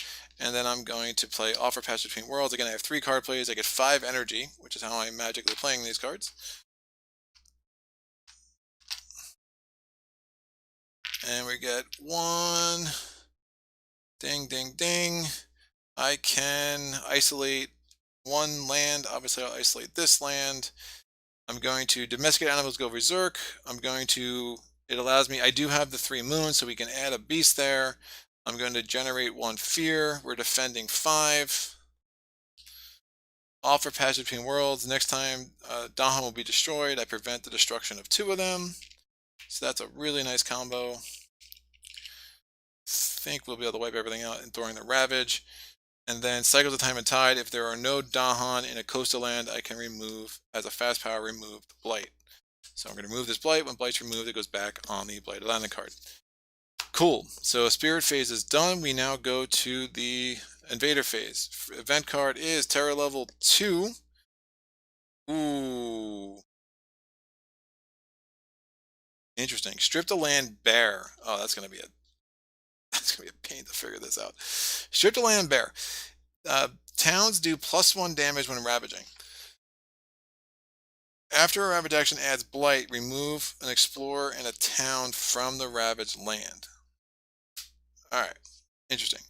Add a disease. Well, this actually, time passed. This should be healed, and I never removed the isolate token last turn, so only 1 isolate token is necessary. Add a disease to an inland land with the most cities and towns. Minimum 1. There is literally not a single. It's minimum 1, so I can just ignore that.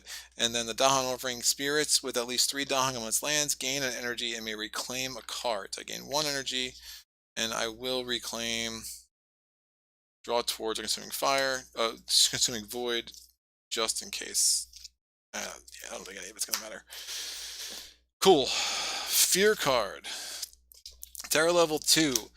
Dahan threaten. Each player adds a strife in a land with dahan. For the rest of this turn, invaders have -1 health per strife to a minimum of 1.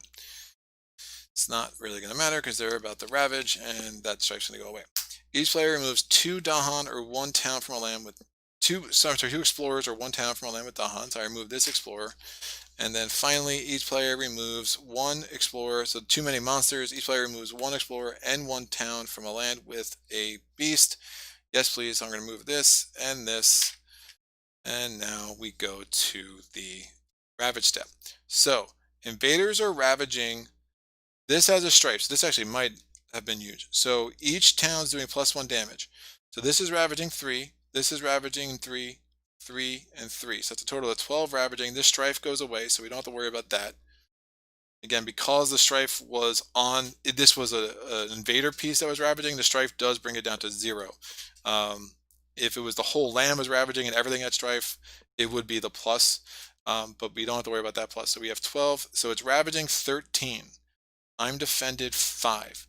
So that ravage is cut down to 8 damage, which is gross. Right, so it's going to add a blight. to 3. I lose a presence, and that 8 damage is going to mean I'm going to lose.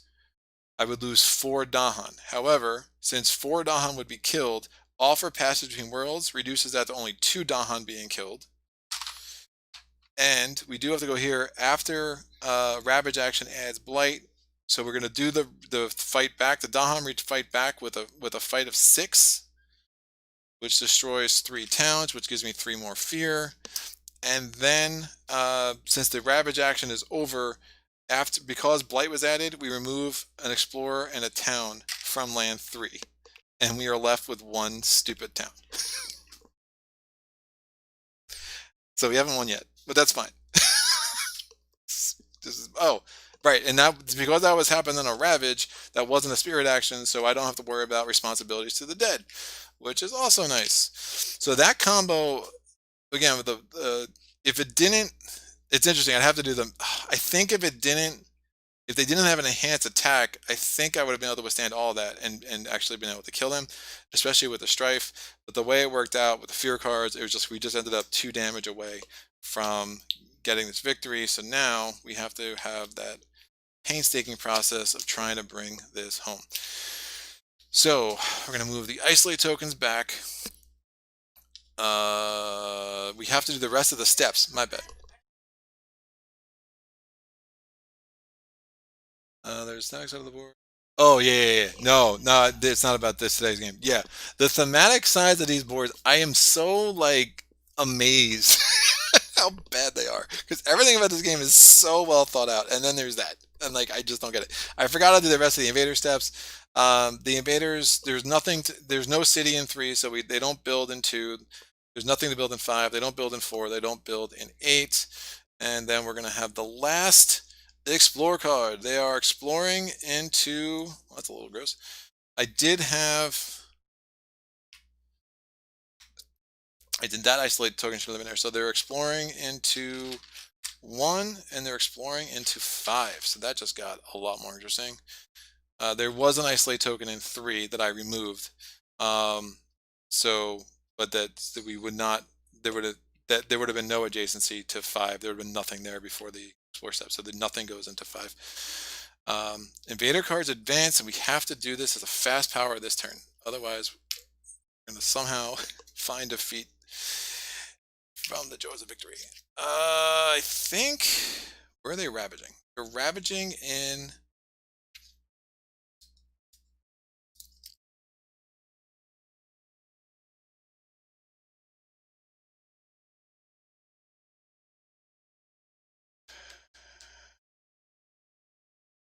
I think I can do this in the ravage step. Gonna reclaim cards. The one problem here is how the heck do I get a presence into land 1? Gather that town in.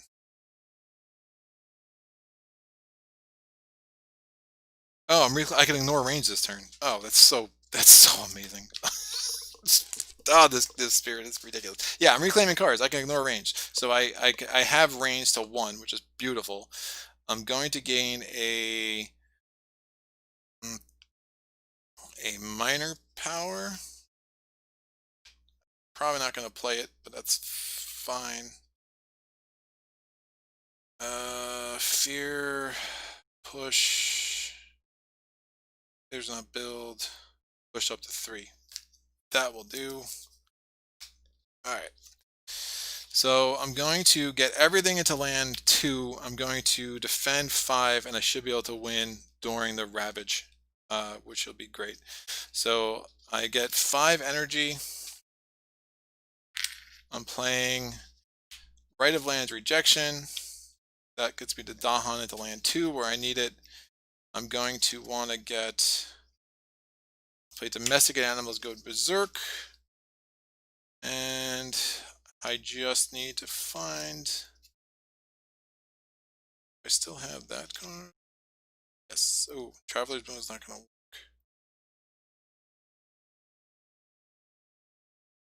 Oh, I can ignore range. Right, I can totally ignore range. We're totally good.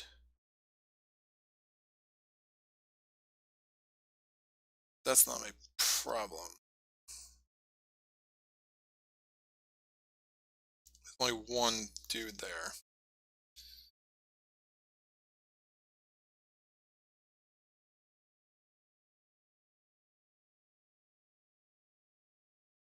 Oh, I can get another element from that. That's great. I'm going to use that track. I'm going to make that a sun element. I haven't needed those elements much at all. So as long as I have something with a sun, we're totally good.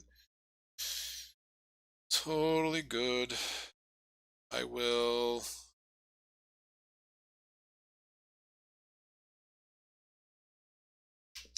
Fine.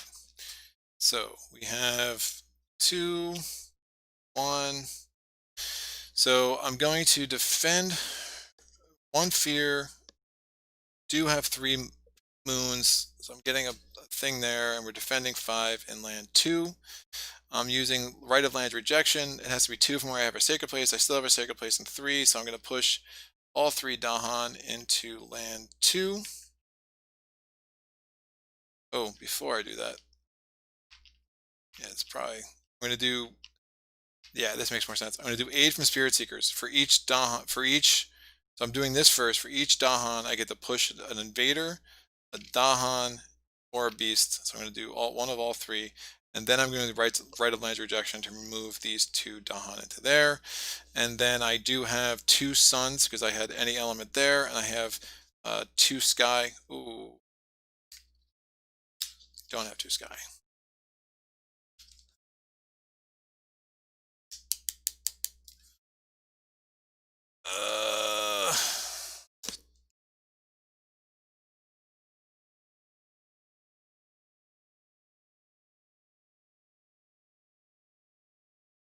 Sun.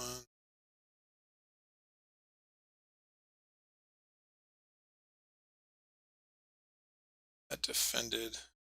If I do this instead, now I have 2 sky. So backtrack. These 3 were here with this and this guy. All right. So I'm doing it this way instead. I'm going to do, right. So I still have what I need. So lay past, I can hop a walk. I have the 2 skies here. I have the 2 sun, and I can ignore range because of my growth options. So I'm going to move this guy from there, and I'm going to put it in land 2.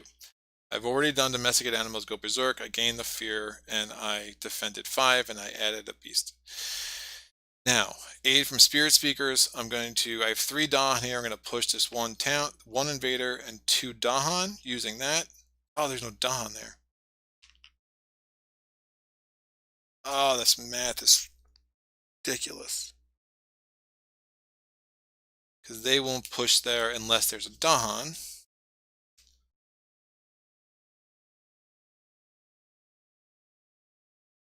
So I can do it this way. All right, take 3. So all I've done so far is lay past, I can hop a walk, and domestic animals go berserk. Right of land rejection, I'm going to remove these 3 dahan in here with right of land rejection. And then traveler's boon, I'm going to move this presence into there with this town.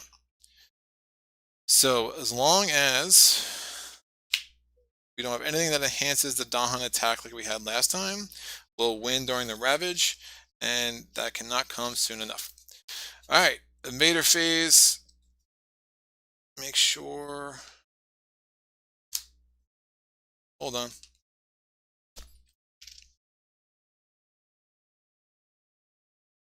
That's not going to work.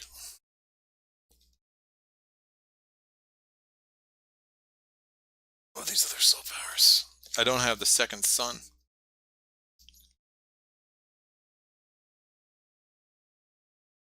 Not have the second sun.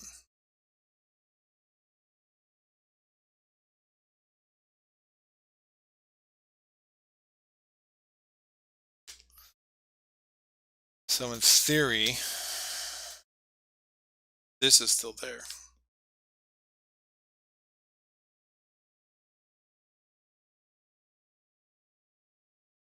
I got the dahan in.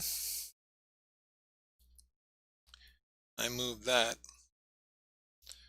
I only have 1 sun. 3 cards. This was unlocked. Totally gold. Can't my power cards. I don't remember what that guy had.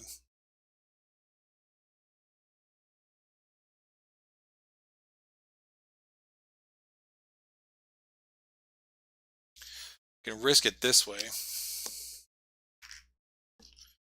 Next time, Dahan would be defeated. Defeat 2 less.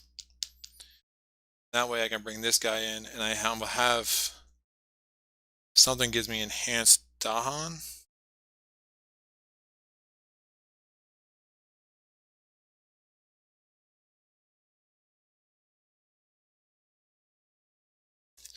Alright, let's back this up. Let's back it up.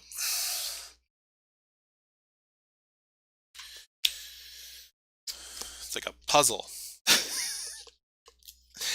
We are going to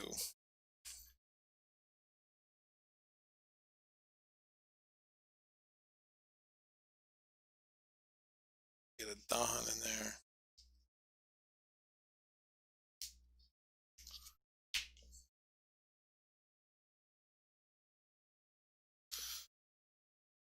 Alright, so I can push.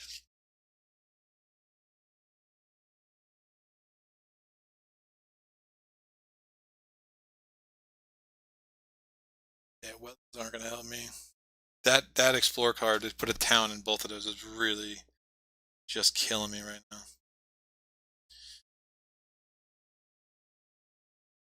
Can't make them adjacent because they're not my lands.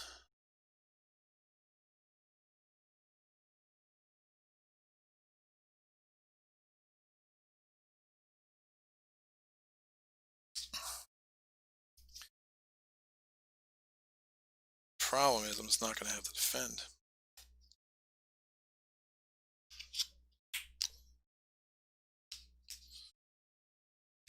If I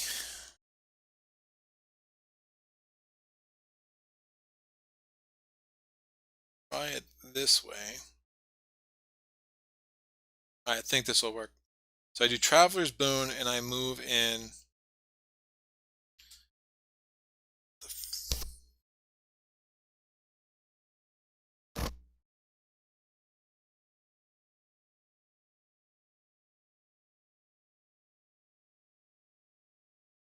that requirement that you need to have a dahan there is what's really getting me right now. That and these two. Can't because there's no dahan there. Keep going through in my head.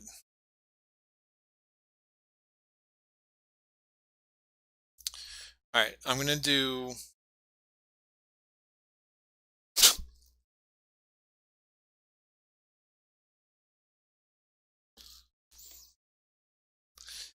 yeah, I'm just not getting the Rage Fear.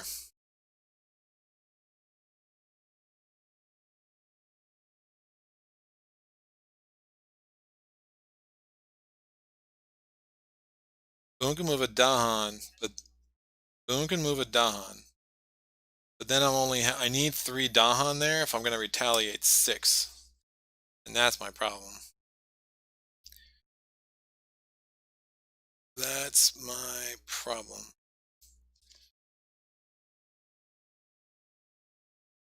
And ooh, this might be able to work.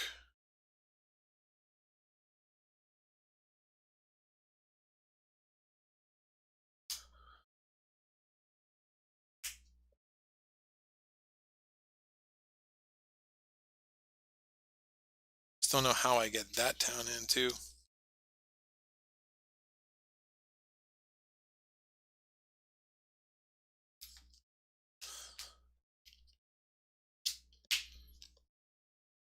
Let me think about this.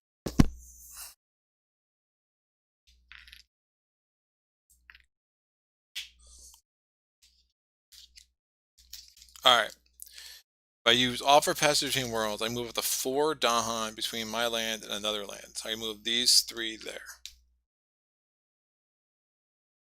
That gives me the sun I need to do this with lay paths I cannot help but walk, and then I do traveler's boon and I move that in like that. And then I have the one fear and that, and I defend 5. So the other part of offer passage between worlds, so I get to move all 3 of those in. Because that's what I was just trying to use. Um, 8 from Spirit Speakers, but it wasn't working, and I was able to pull it off with the Right of Land's Rejection, but then I realized I didn't have the 2 suns. So instead of using Right of Land's Rejection, I was able to use Offer Passage Between Worlds. I had to do suns. I could ignore range, which allowed me to get into the sands. I get to push up to 1 invader. I moved the 1 invader that was there. I pushed all those in there because off of Passage Between Worlds, and I defended 5, and then Boone got me the last town that's in there. So, sorry that took so long, but yeah, that's like a weird little puzzle. I wouldn't have stressed about it that much if it wasn't for the fact that, again, if we don't win in the Ravage, we're toast because of that explore step. So let's see what goes on with this event card. Stage 3, obviously in a single. Oh, wait a second. Wait a second. And I can isolate this land. There we go. I forgot. Close the ways. Another fast power. Because I had the 2 waters and the 1 sky. That obviously would isolate that land. There's no other. So local diaspora in a single land with the most invaders. Push 1. I'm going to make this not adjacent to anything. So that isolates going to keep everything right where it is, despite local diaspora. Each beast generates a fear. If invaders are present, moves to an adjacent land. If not, I'm going to let the adjacency happen because you can allow it whenever you want. And then forsake the barren land. On each board, push 2 dahan from a land with blight. Ooh, there was no blight in land 2. Thank God I removed that with cycle to time and tide last turn to a land without blight. Otherwise, those guys would have had to move, and that would have been very bad. Fear card. Defend 2 on all lands. So we were defended 7 in the land number 2. We are ravaging. They're ravaging 6. We dahan fight back. They do 6 damage. That generates 2 fear cards. We get the terror level 3, but it doesn't matter because the board is wiped out. Okay, so that was really fun. Thank you for the chat assist. I'm glad we got the rules right with draw towards a consuming void, and I'm glad I was able to figure out how to get the 3 dahan and the 3 towns into land 2 with the exact right amount of elements, and used every single bit of Finder's rules, including ignoring range, including the extra element, and then including the isolate, which meant that the local diaspora didn't happen. So it is what it is. If I had another land that I would have had like an actual choice about, close the ways, maybe I would have like, figured, but like, I mean, ultimately, where else would I have isolated except for there? That was pretty cool. And yeah, yes, you get used to it. What do we get used to? Oh, George A. George A, man, I'm I don't know. I never got used to it. I'm sure you do. I'm sure it's like anything. I do find that it's a bit like chess. Yeah. I guess that makes sense. Um it's just weird to me that it's not more defined. I guess you could take a Sharpie, I guess, and just like make it really clear. I also find like solo. Yeah. Yeah. No, I'm with you. I also find like 2 players it gets wonky, but they have that one board that's like has 5, 5 wetlands, and it just becomes really dependent on what the invader deck does to you, whether you have a chance. Um, but yeah, this is another one of those spirits that it's cool. I do want to play this 2 players. I think I didn't necessarily like Fractured Days. I was like, this is really cool. I don't know if I'm ever gonna voluntarily choose to play it again, but I think this spirit and Starlight, some of the other very high complexity ones, to see how they kind of come to life with multiple boards and another spirit out there, I think it'd be really cool.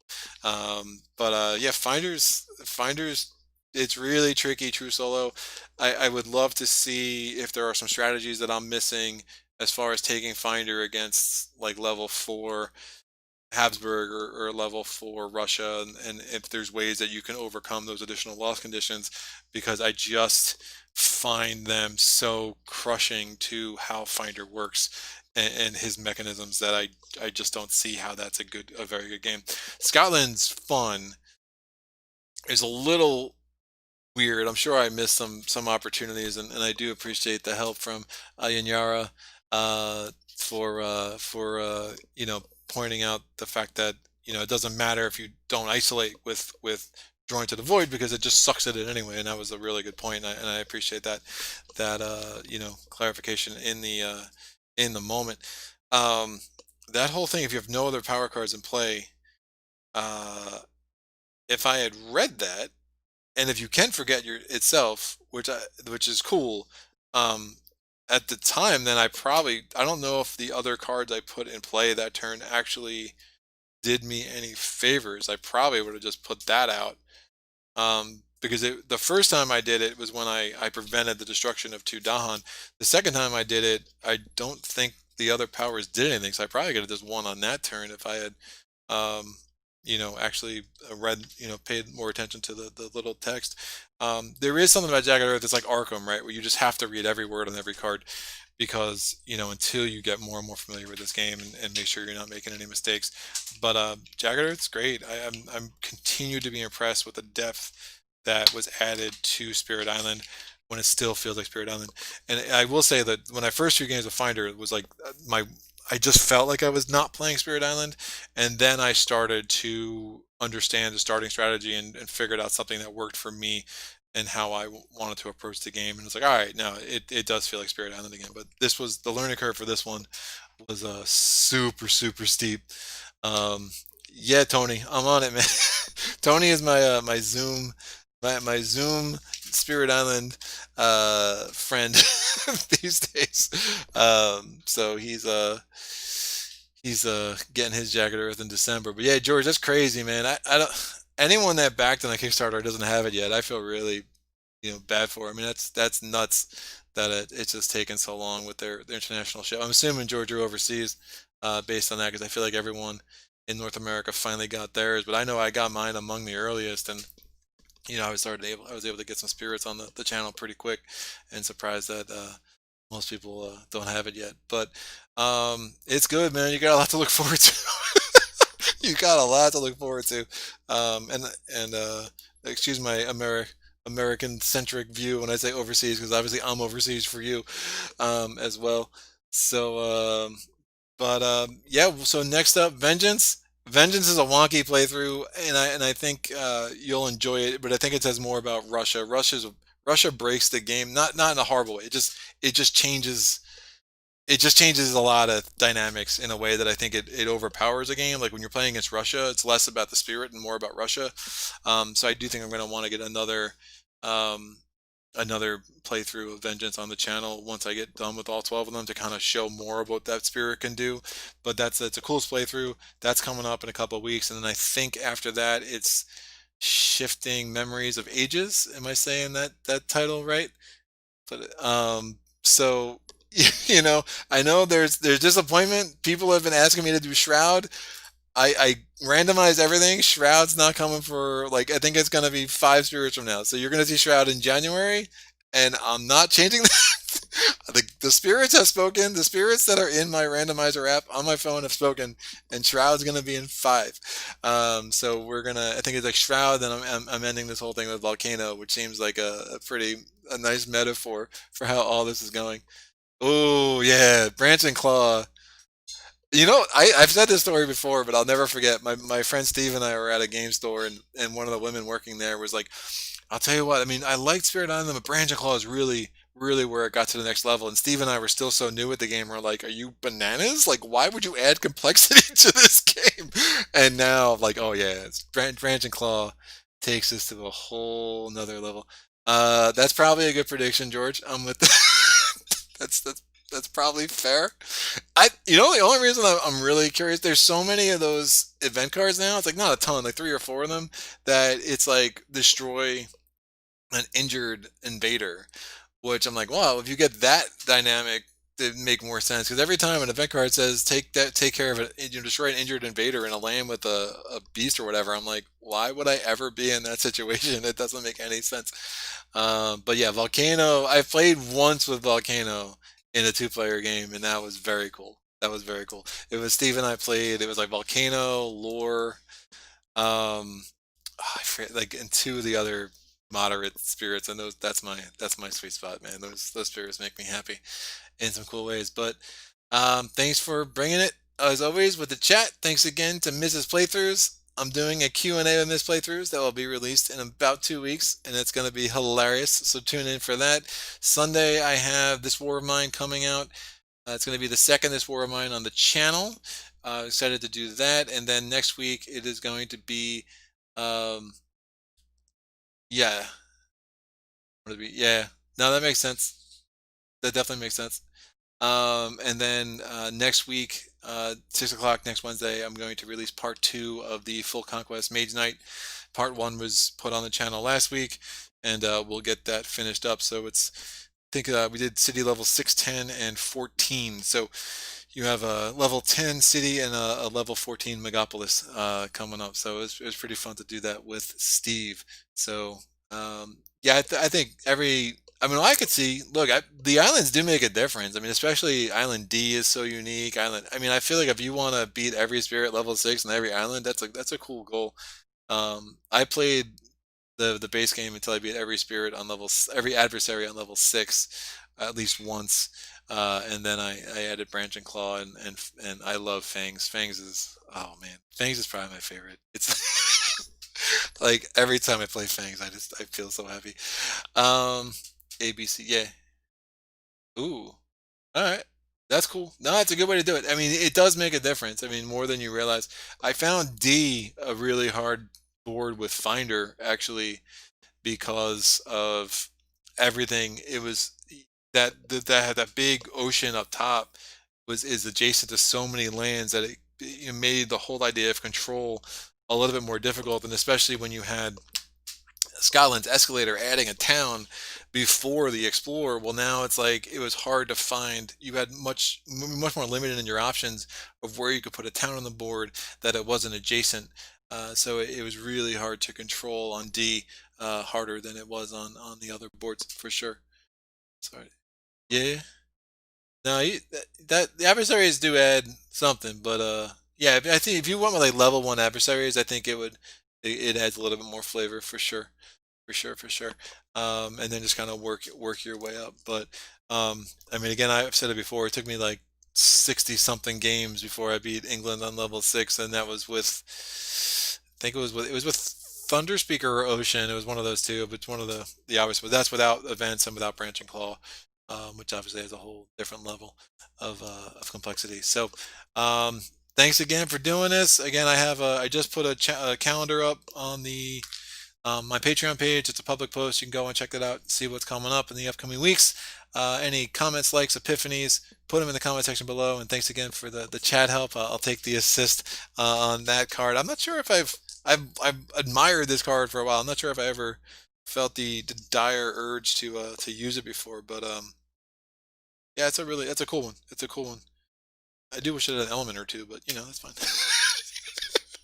And it feels a lot less cheaty than could you imagine if I pulled the Briny Deeps card? Oh, it's on the bottom of the deck.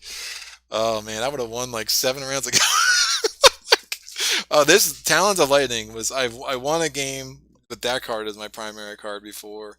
Blazing Renewal is huge.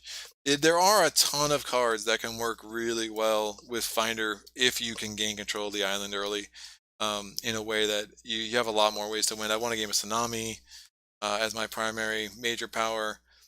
So Sweep into the Sea can be really useful. It doesn't take care of the cities, but there's a lot of things you can do here. Fire and Flood can be a really useful card. So there's a few of these major powers. I find minor powers almost so much less predictable because they added so many cards with Jagged Earth that the majors I feel like have gotten better, and the minors are more of a crapshoot. Because if you're really trying to, you used to be able to dig and get a defend 5 or defend 4 card pretty regularly, and I think a lot of the Jagged Earth cards have really made that not so.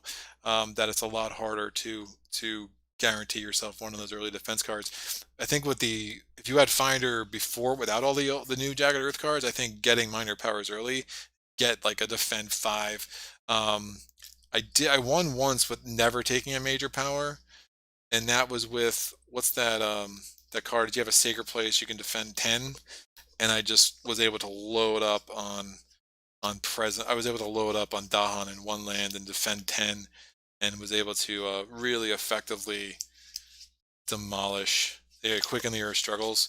That was a really nice combo as well. So, the cool thing about Finder is it does enhance the ability to kind of see how things come together.